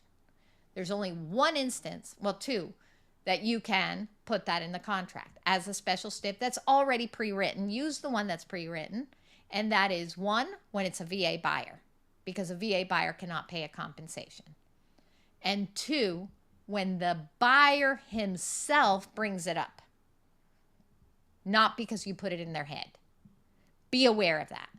Everyone is jumping to try to figure out how the seller is going to pay, when instead you should be figuring out why the buyer should pay you, because you're the best agent out there. So change that mindset to, I deserve to be paid and you deserve to be represented. So that's why you're going to pay me. So enough of my soapbox on that. We want to overcome the buyer objections. We want to, oh, hang on one second. I'm looking at Nick's. Deborah, you were going to give us a group text app or tool at its cost. Did I miss it? Yes, Sly Broadcast was for a group voicemail. I don't really have one in particular I like for text. There's a million out there. Yeah, so with that, I'll go ahead and send you everything after class anyway. I'll send you a list of different information. New T, Jonathan? I'm not sure I followed that one. New T? Okay. So with the overcoming the buyer's objections, the buyer's objections are also usually lack of information. Don't be afraid of the objections. Face them right up front. And just go and chat with them and face it. Oh, no problem, Jonathan. Those of you that were in my negotiations class yesterday, I hope you go through some of those skills, because this is where you can use some of those negotiation skills as well when it comes to overcoming the buyer objections. Those buyer objections just simply mean you have not probably done your due diligence in explaining everything. So you just need to educate them a little bit more. Don't be afraid of the word no. Don't be afraid of what they might object to. Just be aware of it, expect it, and just like we anticipate their needs, anticipate their objections. Yes, Crystal. I will, Max 1 training, I'll put it in at the end. So how do I make them sign? Well, there's several different ways, and that is another class, so I'm not going to go too deep into it. But other than the bottom line is, you have to prove your value. You have to prove that you're worth paying for. Just like a Stanley Cup is worth it. For those of you that have them, I don't have one. But if you think it's worth it, it's also part of perception, right? If you want to pay $80 for that Stanley Cup because it's worth it to you, or that nice car, or perhaps a Coach purse, then there is a value to it. So you have to demonstrate that value in order for them to pay it. As well as there's legal. That's the simplest one, guys. It says it at the top of the buyer brokerage agreement that they must sign. Otherwise, you can't give them CMAs. You can't give them any information that requires your opinion. And I am going to send you, when I send you all the other documentation, I'm going to send you what's called a service questionnaire. I use that service questionnaire to ask 16 or 17 different questions to a buyer in order to determine if they're going to be a client or customer. And they love those questions. And some of them, for instance, might be, is it important for you to be aware of any planning and zoning changes in the area? Well, yeah. Would it be important to you for me to tell you about any information that I have that might be privy based on what the listing agent has informed me. Would that be important to you? Well, yeah. Would it be important to you for me to use my experience to find out what the comparative market value is of this property? Well, yeah. Okay. Well, I can't do any of that if you're a customer. And until you sign a buyer brokerage agreement, you're a customer. Now, I'm not going to ask you guys to say anything, but the reality is that most people, in my opinion, have not been following that. They have been treating customers like clients. So why are we giving away the merchandise, right? As a seller, I get no value from a buyer's agent. You could. As a seller, sellers might say, I have no value to have a buyer's agent. So you have to demonstrate to your buyer why there's a value. Because otherwise, you might just see the buyers calling the listing agent, right? And the listing agent can double-side it, dealing with the buyer as a customer. Buyer could get burned because the buyer might even see no value in a buyer's agent if you're not demonstrating that value.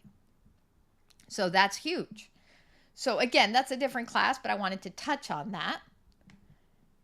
And this is what I wanted to explain to you guys as well. I often hear brokers saying, I have a fiduciary duty. How many of you guys were aware that in Georgia, there is no fiduciary duty to your buyer or to your client? There is no fiduciary duty in Georgia.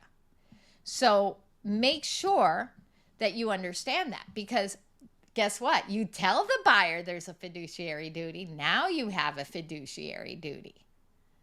So be careful in the words that you choose. Yeah, James, and here you have it. This is Georgia law. This is from the statute. I just copied and pasted it from the statute. But here's the main part on this. A broker who performs brokerage services for a client or customer shall owe the client or customer only the duties and obligations set forth in this chapter unless the parties expressly agree otherwise in writing. It's in writing. So we have to have this in writing before we ever show a property. That is the key.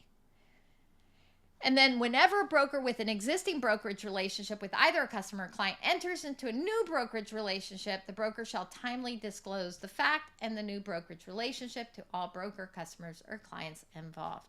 So again, just wanted to kind of bring the legal aspects of it out. So a client is basically dictated by what you do for them. You're truly representing them as a client. The BBA, or the buyer brokerage agreement, hesitance is usually hesitance for the buyer to sign based on a couple things, usually a previously bad experience, or, in my opinion, these are the two real reasons. 2, the lack of understanding or false expectations. And right now, we're going to probably see a lot of false expectations because the news is saying one thing, we know something else, and then there's things that have been done that are going to be changing, that now it's going to be a sense of, what do I do now, right? So it's important to be educated and understand that. But again, my biggest takeaway on this aspect is don't sell yourself short. Understand that you have value to that buyer. That's where that USP, knowing what is unique, what sets you apart from those 3.1 million agents, is going to be key in today's world. So understanding that is very, very important. And understanding what you can do for a client versus a customer. But they just don't want to sign. If they don't want to sign, I'm going to go ahead and open the door. I'm going to provide them with great customer service, and I'm going to stand. That's it. I cannot go past that. If we are giving away the merchandise, they're not going to need to sign anything. But if you truly stand there, say, go ahead, look at the property, let me know if you'd like me to write an offer. They come back, they tell you, yes, I want to write an offer. What do you think I should offer? Put in chat what you would answer if I said that. What do you think I should offer? What do you think, as an experienced agent, you should offer? I should offer. They did not sign a buyer brokerage agreement. What do y'all think? Ah, Stephen got the answer right. That's what I was looking for. Yeah, you cannot do anything but open the door and tell them, I cannot advise on anything. If it requires you to think, you can't do it. So, as per the Georgia law, you need to advise them that you can write an offer, that they're entitled to representation, but all you can do is write the offer. That's it. And they need to tell you what that offer is. Joseph, you asked a question. I'm never going to speak numbers because that's actually a violation of the Sherman Antitrust. But to answer your question, we're headed to anything. It really is going to depend on how strong the agents are in representing their value. I don't really have a doubt that we're going to remain pretty much at whatever you have been charging and what you're willing to work for. But I do think there's going to be agents that are going to leave. And the agents that are going to leave because they don't know how to demonstrate their value is going to make it, I think, a great business to be in, even more so. I think it's going to clean up the business. So that's my personal feeling. Of course, I don't know, but I will say to you, remember, compensation, there's never been a standard, nor will there ever be. And you can charge and work for whatever you want. And it doesn't have to be a percentage.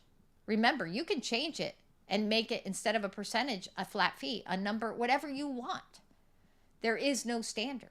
And that word needs to be outside of your vocabulary, by the way. That word never should be entered into the same wording as real estate. But yes, I'm with Anna. Clean the house. Yep. So it's all about representing your value. And like I said, don't give away the merchandise. I was on the phone with somebody the other day that said that somebody called them on their listing. She explained, I cannot negotiate and I represent the seller. Because by Georgia law, you need to tell them you represent who you represent. So she said, I represent the seller. I can write an offer. I can show you the house. But you're entitled to your own agent if you prefer. And they said, no, we want to use you. Because I know you're getting both sides of the transaction, so I need you to reduce the one side. And all too often, that's what people have done.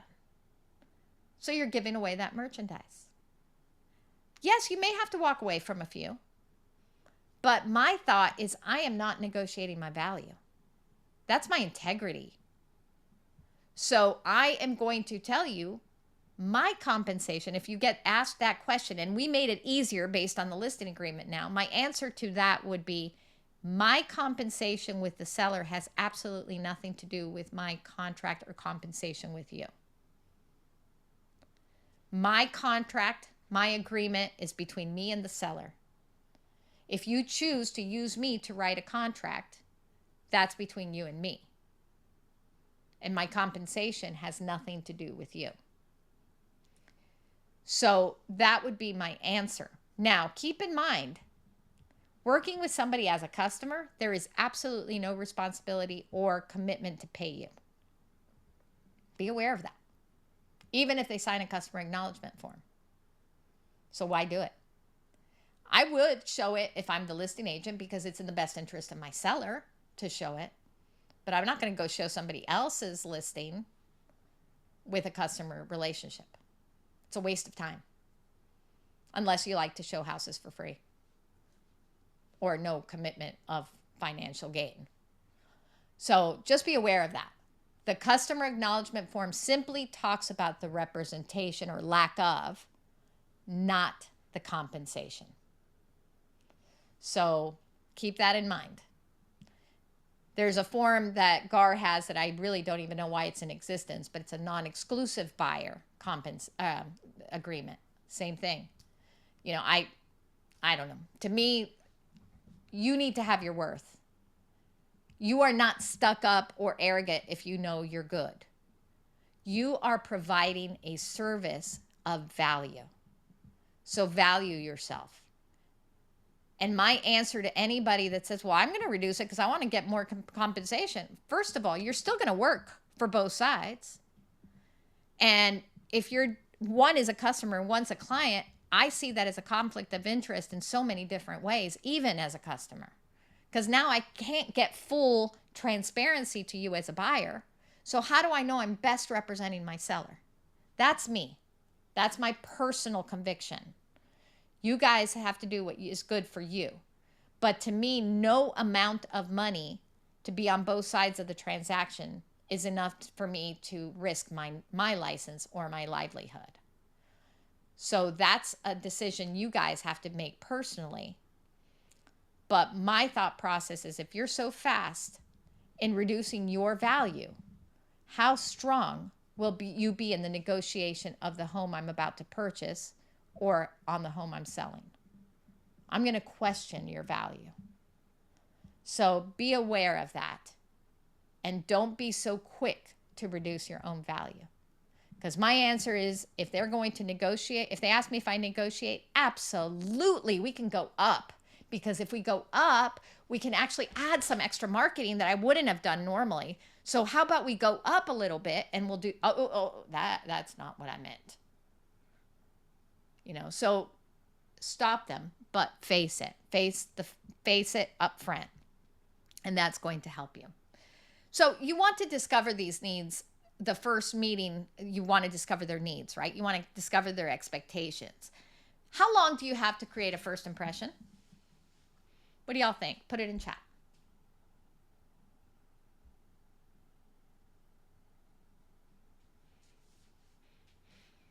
Not long, 10 seconds, first 5 minutes, first time. So there's a variety of studies. They go anywhere from milliseconds to 7 seconds, but they're all in the seconds. Nick, do you have a question? I see your hand raised.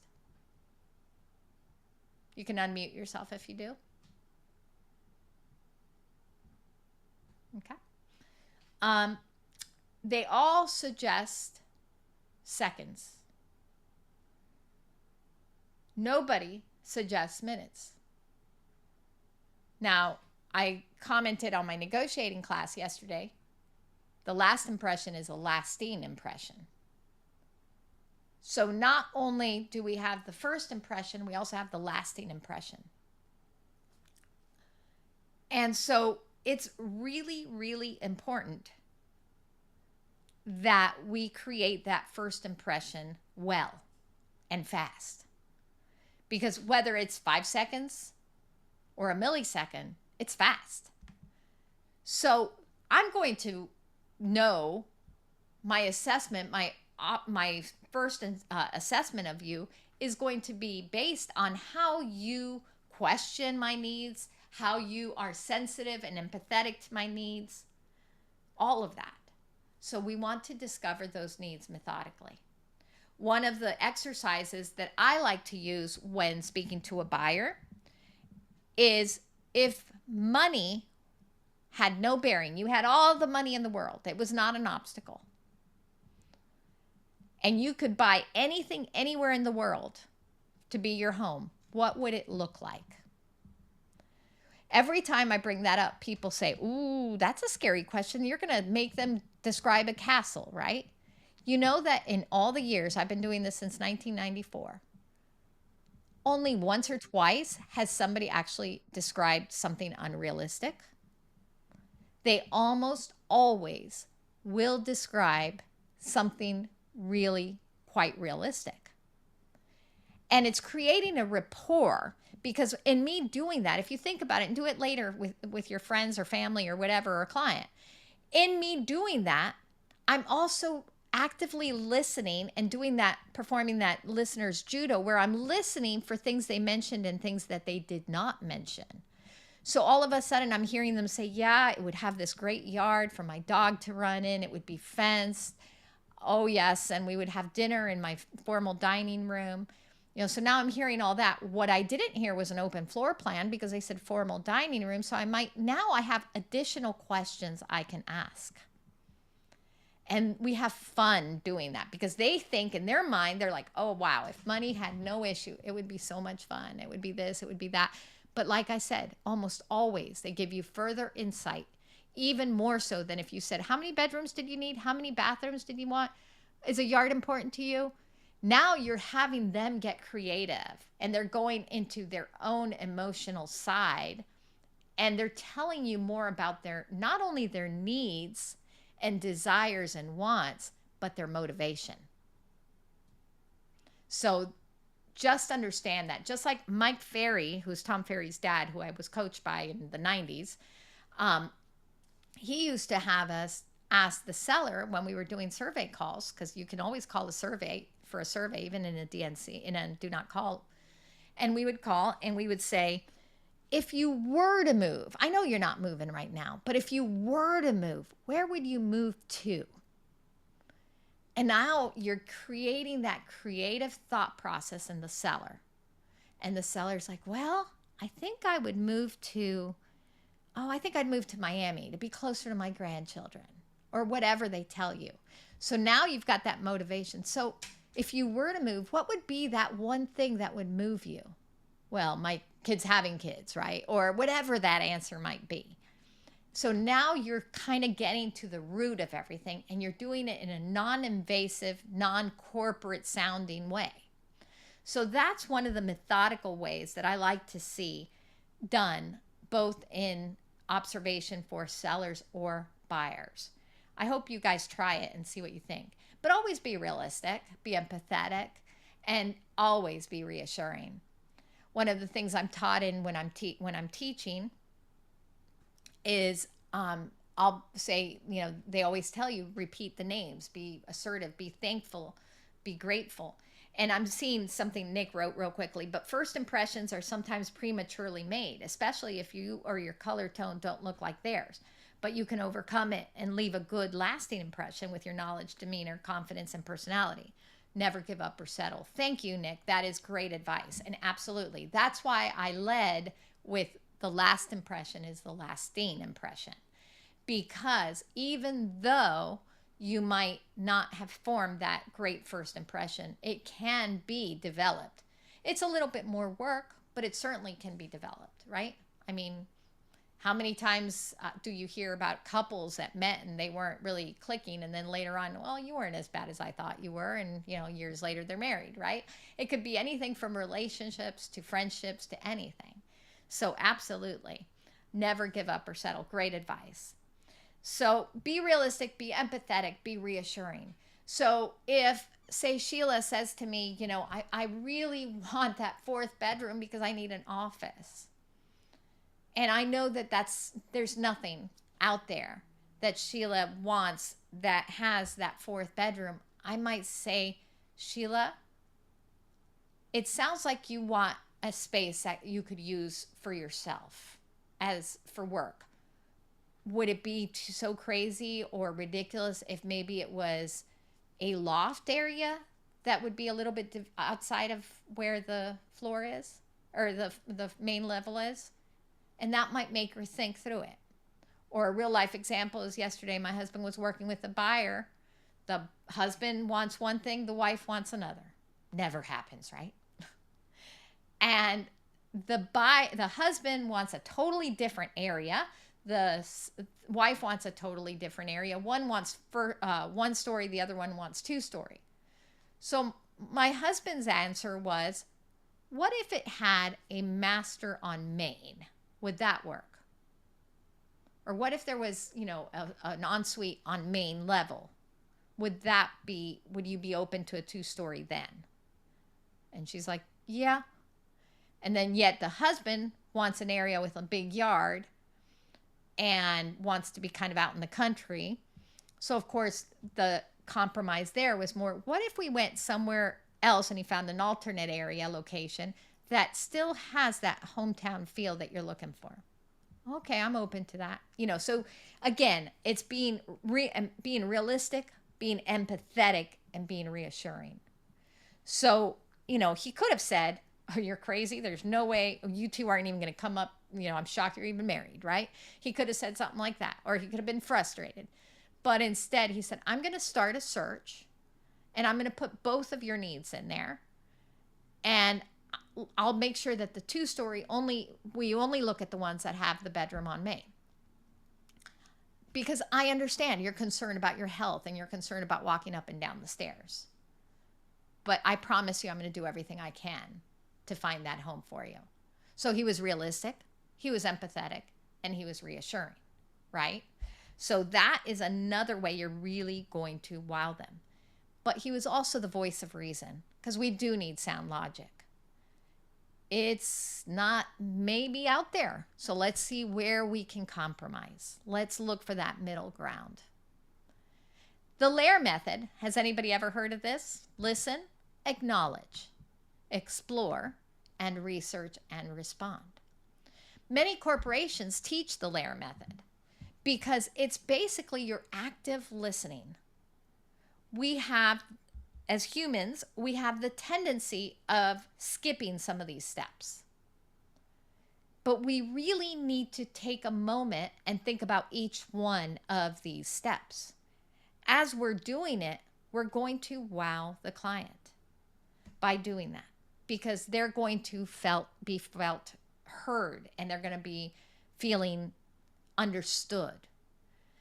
That is our human desire, to feel heard and understood. They always say, the customer is always right. I wouldn't say that the client's always right, but we certainly have to treat them that this is their decision to make, right? So we want to listen to them. We want to acknowledge, explore, and then we're going to research and respond. The best way for a client that has unrealistic expectations is to sit down with them and show them the actual searches that you're doing. If you're creating the search right in front of them, they see what you see. How can I do that? How am I supposed to do that? How am I supposed to find that 200,000 4-acre house? Put it on them. Ask them, how am I supposed to do that? See what they think. Just like with a seller with an unrealistic price. You show them the other houses that they're competing against that are 10 times better than theirs and priced 200,000 less. Why would you purchase your house? Let them answer that. People, adults, want to be felt heard, understood, and about them. It's about them, not us, right? Not about you. So listen. Acknowledge. Nodding can be an acknowledgement. You don't have to always speak to acknowledge. The simple steps of nodding, and there's a second step to acknowledging, and that's repeating. You may have noticed every time you guys say something or write something, I reassess or summarize, restate what you stated. That's all part of acknowledgement. So like Nick said, the first impressions are sometimes prematurely made. Yes, Nick, you're correct. I appreciate you. I've acknowledged you. I've affirmed you. And you are 100% right that you should never give up or settle. Thank you for sharing that. You see how that made him feel versus if I had said, Nick, we're running out of time. I really can't answer that right now. Why'd you say that? Right? He was giving information of value. Even if it was information that wasn't of value, I would have still acknowledged it, because we know buyers give us some information that sometimes is not of value. Exploring is another part where I had an agent, a client call about an agent recently, where they were like, she didn't even, she did an inspection, and when she did that she got the inspector. First of all, you should never do that. Always give 3 names of inspectors and let them do it. But she hired the inspector. I asked for the inspection report. She said there was nothing wrong with it. She sent me a screenshot. That's not good enough. No, that's not good enough. They have the right to look at it, right? Explore their concern. What was really behind that concern? Now, as I explored that concern, the inspection was a good one. There was really nothing wrong with the house. But the bottom line was she realized what her closing costs were going to be and didn't want to move forward. So I had to kind of explore to figure out what was really behind that frustration. It wasn't the inspector, because it's usually behind the question, right? The question behind the question. So we want to explore that and never realize, if you don't explore it, you'll never realize that there might be a smoke screen, right? The inspection was the smoke screen. The real issue was she was concerned she was going to lose her earnest money. And I explained, due diligence, you can back out because you woke up on the wrong side of the bed. You're okay. Let's go ahead and terminate. But sometimes they don't realize that. So they try to throw a smoke screen. So again, always try to get to the root of the issue. The more you listen, if there is one takeaway, it would be listening, but then also responding. Don't skip any of the steps. Don't respond too quickly. This is where thinking before you speak really matters. You can't give a good response, a true good response, unless you first understood everything else. We always know when somebody's not interested, right? Because they're like, what'd you say? Oh, yeah. Yeah, Nick said it was a good first, we don't always have good first impressions. Right, that's good. He would have known I didn't really pay attention to what was said or written. So make sure that you are clear on those aspects of it. And once you understand the concerns, you can then assess how you're going to answer, whether it be a suggestion, a solution, or maybe just change of direction. But that's how you're going to get closer to actually closing the deal. The needs, of course, the must-haves, the deal killers, and the dream home exercise that I told you. I will ask them their needs. I will ask them their deal killers, their wants. I may ask them to rate it. But the dream home for me is the one that always works really, really well. Because now I've already written their must-haves and their deal killers. When I assess that dream home exercise, I find out even more. That's that listener's judo. Of course, the budget. We want to discover the budget. Often, even if they've been pre-qualified, they might not understand what that mortgage really means. So I don't want you guys to become the lender. Let the lender do most of this conversation, but help them understand the budget. Help them understand that they could just tell the lender, this is what I want my monthly budget to be. A lot of times they'll just call a lender and say, what am I pre-qualified for? And they might be pre-qualified for way more than they really want to spend. So you might want to say, reverse it and say, you need to let the lender know what you are comfortable with spending per month and do it backwards. So that's where you're going to be shown as that caring, empathetic, intelligent person.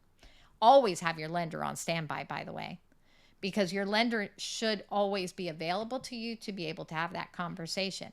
And please don't send them to one lender. Always give them 3. Don't tell them one's your favorite. Nothing like that. It's not a problem till it is. And the day it's a problem, it's a problem. So always give them 3 lenders that you would go to yourself regardless. And when they say which one's your favorite, my answer is always they're all great. They all have different products. Ask them to look and see which product works best for you. We spoke about setting expectations and value. And so just understand, knowing your value is key. Don't sell yourself short. We talked about the BBA. Make sure that you are getting that BBA signed this year, more importantly than others. I just did a conversation, compliance chat. I do a compliance chat every Wednesday on Zoom for 1 hour where we talked about procuring cause. BBA is part of procuring cause, but not all. You can always go to my YouTube channel and see it if you want to know more about that. But understanding your procuring cause, who is procuring cause, BBA does come into play in there. So be sure you're not showing anything without a buyer brokerage agreement. Set up their search. Do it with them. That's where that consult is so huge. Set up the search with them. They will appreciate seeing what you're seeing. And explain your negotiation strengths. So if I was to say to one of you guys, what is your negotiation strength? I hope you know it. What's your superpower? What's your negotiation superpower? Because if you've already negotiated your compensation because you think, A, it's a cultural thing, or nobody wants to pay this, buyers don't have the money, you can come up with all the reasoning in the world, but ultimately you're negotiating your own value. That's the bottom line. I don't care what excuse you give me, because I have worked with every culture out there and I don't negotiate my value. And I have repeat clients on all of them. And guess what? The ones that culturally I'm being told are always the ones that negotiate and don't pay the full price. They're the ones I have the most business from, because they tell me, I really appreciate your strong negotiating power, which is I was nicknamed Bulldog and Pitbull when I was younger. And that was great. But at the same time, I don't want that unless I'm that pit bull that licks your face because they love you so much. Because I always tell them my goal in negotiating is getting that goal that you want, a united front. So that's my negotiating power, that I am going to listen to your needs and fight for them as if they were my own. Make sure you always have all the disclosures in advance, because guys, you cannot write an offer and put in there lead-based disclosure to be provided in 48 hours. I hope you guys are all aware of that. In theory, you don't even have a listing agreement if a house was built before 78 and you don't have a lead-based disclosure. In the listing agreement, it specifically states, I have already gotten that lead-based disclosure. So you must already have it in your possession. And when you're presenting an offer, it says that they have already reviewed it prior to an offer. So be sure that you have that lead-based disclosure. I get calls all the time where they say, well, I asked the agent 10 times, they've never sent it to me and they didn't upload it. Great, call their broker. Tell their broker. Because I'm going to have you guys put in chat, enough of you have been in many of my classes, how much is the penalty if you have a missing initial in lead base? Put it in chat. Hope at least one of you remembers. No one? Put a guess. Take a guess. What do you think the penalty is from the EPA if you miss an initial on a lead-based disclosure, or they find out that you gave it to them after the offer? 10K? 15? Somebody said 15. Getting closer. Not quite 25, but it's $18,000 per initial. $18,000 per missing initial. And if they find out that you gave it to them after the fact, that's a whole other story. So get that lead base in advance. Understanding that and knowing that is also a superpower for you, because you are able to let your clients know that you know the possible ramifications. And understand the contract so you can explain, but don't interpret. Please don't interpret. Explain to them that if they don't understand something, they can have an attorney interpret it for them. But your job is not to interpret. And make sure that you are also explaining that you are the only point of contact. It still flabbergasts me all the time when I hear that people didn't realize you cannot call the seller directly. So Michelle asked, should we do the lead-based paint for newer homes as well? Actually, it's not required by EPA. So EPA is not going to fine you. I know there's some brokerages that do that as a policy. So that would be something you could ask your brokerage. We don't require it if it's after 78. Only houses built prior to 78. But good question. Thank you for asking. But letting them know that you're the only point of contact is important, because you explain to them, I'm here to represent you. I've been trained in negotiating for you. So I don't want you to say something that could in turn hurt you. You know, like I always explain to my buyers, as we're walking into a property, understand that there could be video cameras in there, and just assume that there are. So I'd rather you not comment whether you love it or hate it while we're in there until we leave. Once we leave, we will chat once we've walked away from the front door where the Ring camera is. So you want to be sure, again, that's all going to wow your client. Wow, I never thought about that. Make sure you're checking your lockbox works. Make sure your Supra is updated. Those are all parts of wowing your client. Understanding what needs to happen. As I prepare for a Zoom class, I make sure the night before that I have everything in order. My computer's working, my internet's working, everything's working. It's all in your preparation. You would be, if I came up here and I had my hair all disheveled and I had my pajamas on and said, hang on guys, I'll be right back. You'd be like, geez, who's this woman? Right? So you want to see preparation. You want to see that I really have a passion and I know what I'm talking about. If I was just reading the PowerPoint word for word, you'd be like, this is boring. So you have to decide how you're going to do it. Joseph, you wrote old filter or in new. I'm not sure. A typo got put in there. Old mantle or new. Oh, yes. So yes, good point, Joseph. Thanks for bringing that up. If a house is built later, but has like a Civil War door or an old mantelpiece, you still need it. Be sure you understand that. Anything in the house built or anything attached to the house that was built prior to 78. Like I have a friend of mine who has literally a big barn door from the 1920s, but the house is newer. So yes, you would need anything in the property. It's not your job to inspect and go find out everything, but obviously you can ask them, and if you see something, make sure you're aware. Thank you for pointing that out. All right. And then of course you have your contract to close and your closing days. Make sure that as you're doing contract to close, if you're going to hire a transaction coordinator, let them do their work. Don't be calling them every 5 minutes and answering and finding out, but make sure that they have the same expectations or same beliefs as you. Because here's the thing, sometimes I see TCs that get hired that are strictly there doing the transaction and they're sending emails to your clients that are not wowing them. So I prefer, even if you're using a TC, like my daughter's a TC, but when she does the TC work, the emails are still coming from my husband, the client, or the agent versus the TC, just so that the communication remains from the same person.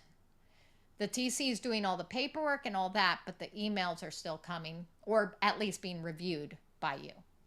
So make sure you don't lose that sense of communication, because you could lose, you may have wowed them all the way to that point and then lost them. So make sure everybody on your team is a reflection of you. Make sure that they know where to go for closing. Make sure that that closing day is an important day. You're going to hear something shocking probably, but I have never given a closing gift. I don't do closing gifts. My gift to you is my performance. You got to your closing table. That's always been my attitude. It doesn't mean I don't later on become friends with them and take them out to dinner or do something later. But the day of closing is still business. And I have yet to go to a doctor that's doing surgery on my knee that's given me a gift. So I think of it as business. It's still business day. And guess what? The law says we're not supposed to give anything of value in exchange, unless you're going to do it like a marketing. If you're going to do like the Cutco knives and put their names on them, that could be a marketing gift. But in theory, if you go and give them a basket that doesn't have anything marketing wise, you've technically broken the law. So, but yet I have all good reviews from my clients because I have been business-like, and I don't friend my clients at the beginning. I usually friend them afterwards, unless they were already friends. Obviously, that's a different story. But I want to make sure that my clients know that I'm still business. It's not about the basket I give them. I will follow up later, and it gives me another reason to stop by. And I usually may even send like a flower basket or a fruit basket to their work, not to their home. Guess what? Everybody else says, oh my gosh, your realtor just sent that fruit basket. What's her name? I want it. Think outside the box, guys. It's a year to think outside the box. So with that, I know I've given you a lot of information, some very basic. But, oops, sorry, I just wanted to go back to this next one. Some very basic. But with that, this is what I want you to remember. Always active listening. Restate what you hear. Acknowledge and validate. ask those follow-up questions, demonstrate your value, and set those dates to follow up. If you have a CRM, you can have it do it on just on its own, and anticipate the objections so that you're well prepared. That is going to get you so much more. My classes are on max1training.com. Oh, one thing I did skip over, which I wanted to mention, I think it was Gail that mentioned it at the very beginning, handwritten notes. Handwritten notes are still huge because nobody ever does them anymore. So if you have the opportunity to send a handwritten note to a client and thank them for their business or thank them for something, they will actually keep it. I promise you. And they will most likely call you to thank you for the card because it shows that you personally did it. So I love handwritten notes. Before I let you guys go, oh, we still have 10 minutes. So I'm going to open it up for conversation, for questions, comments. I'd love to hear some of your aha moments while I get the survey set up. You cannot leave until after you do the survey. So I'm about to do that. So I'm going to stop the share. And what was a takeaway? Who can tell me a takeaway? And unmute yourselves for that.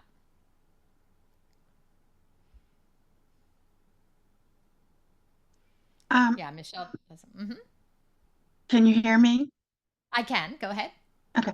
I think my biggest takeaway is always be cognizant of service, listening and service, but staying within the regulations. But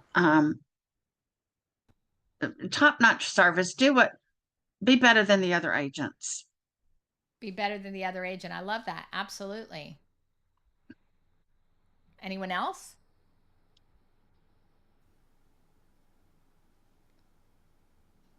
What else?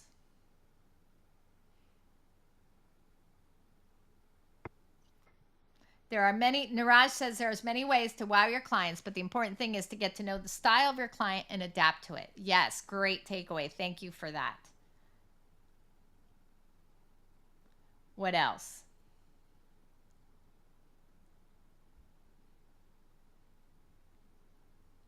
I'd say the approach should really be one of consultant.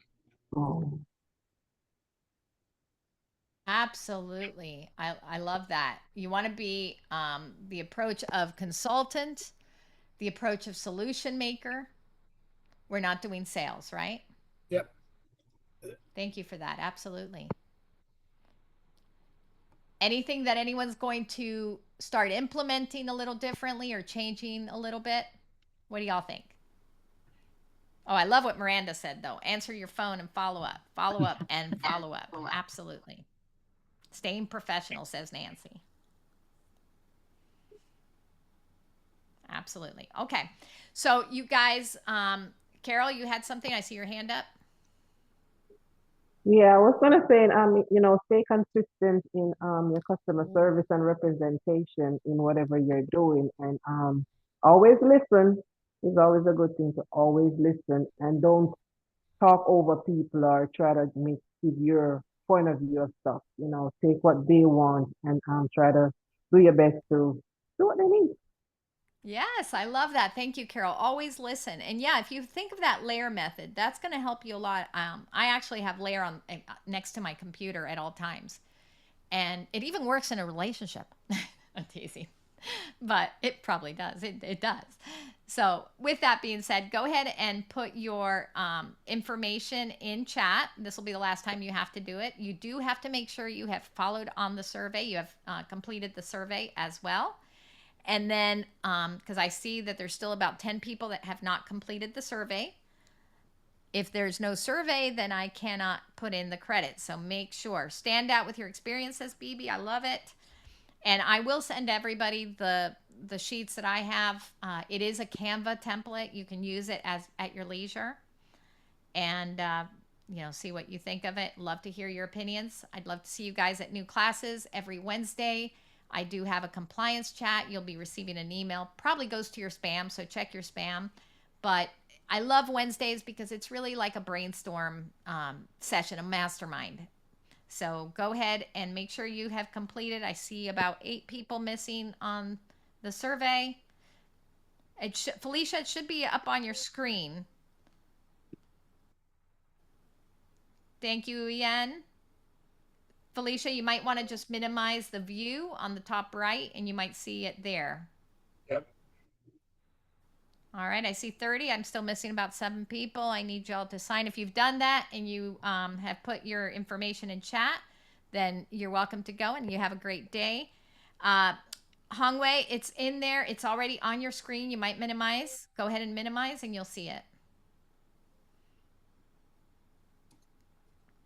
Hongwei, if you minimize, you should see it.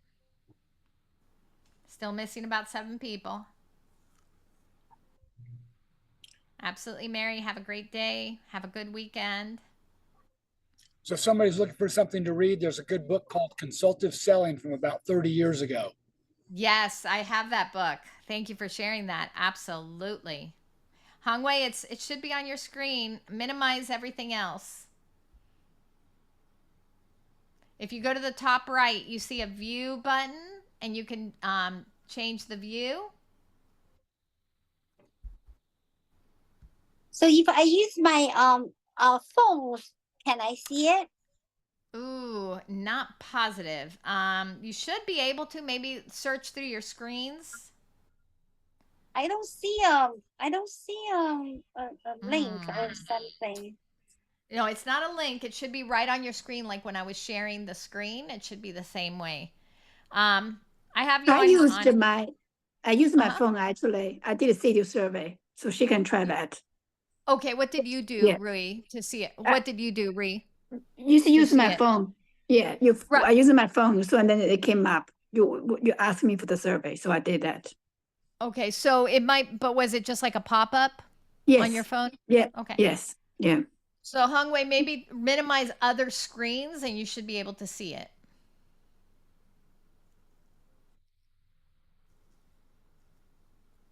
You're muted, Hongwei. I don't see your pop-up. I see the chat going, but I don't see the Okay, so close out the chat. I did close out the chat and Felicia, you don't see it either? Yeah, I don't see that I would either. say log out and log back in and then see if it's there. Okay.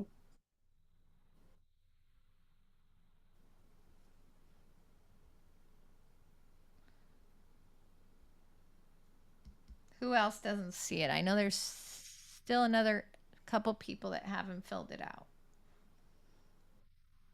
Rhea, you're welcome to go if you want. If you go ahead, bye. Have a great day. Thank you for everything. You're welcome. Great class. Thank you. Lachelle, if you've already done everything, you're welcome to go. Anybody else having trouble with the survey?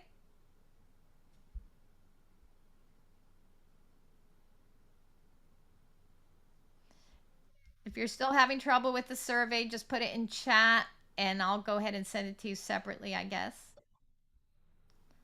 Deborah, you got my survey, correct?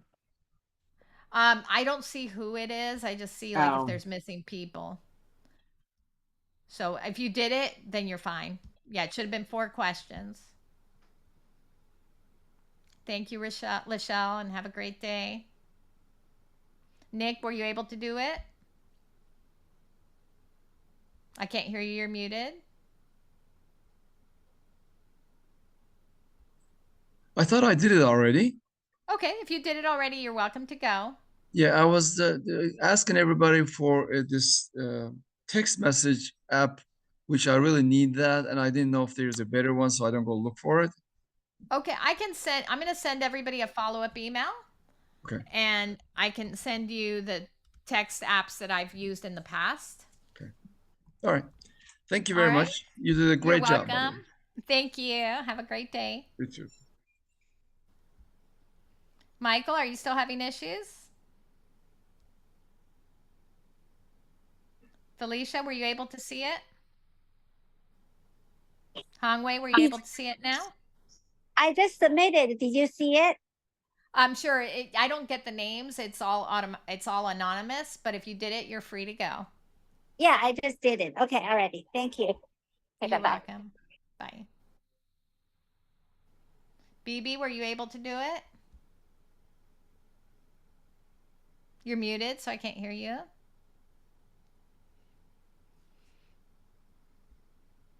I can't hear you, BB. But if you already submitted it, I did submit it. I think I was just waiting to make sure everything's okay. okay, yeah. If you submitted it, you're free to go. I see only a Okay, couple people great. missing. Thank you for an excellent class. Have a great Well, thank weekend. you. You Bye-bye. too. Bye bye. Michael, are you having issues with it?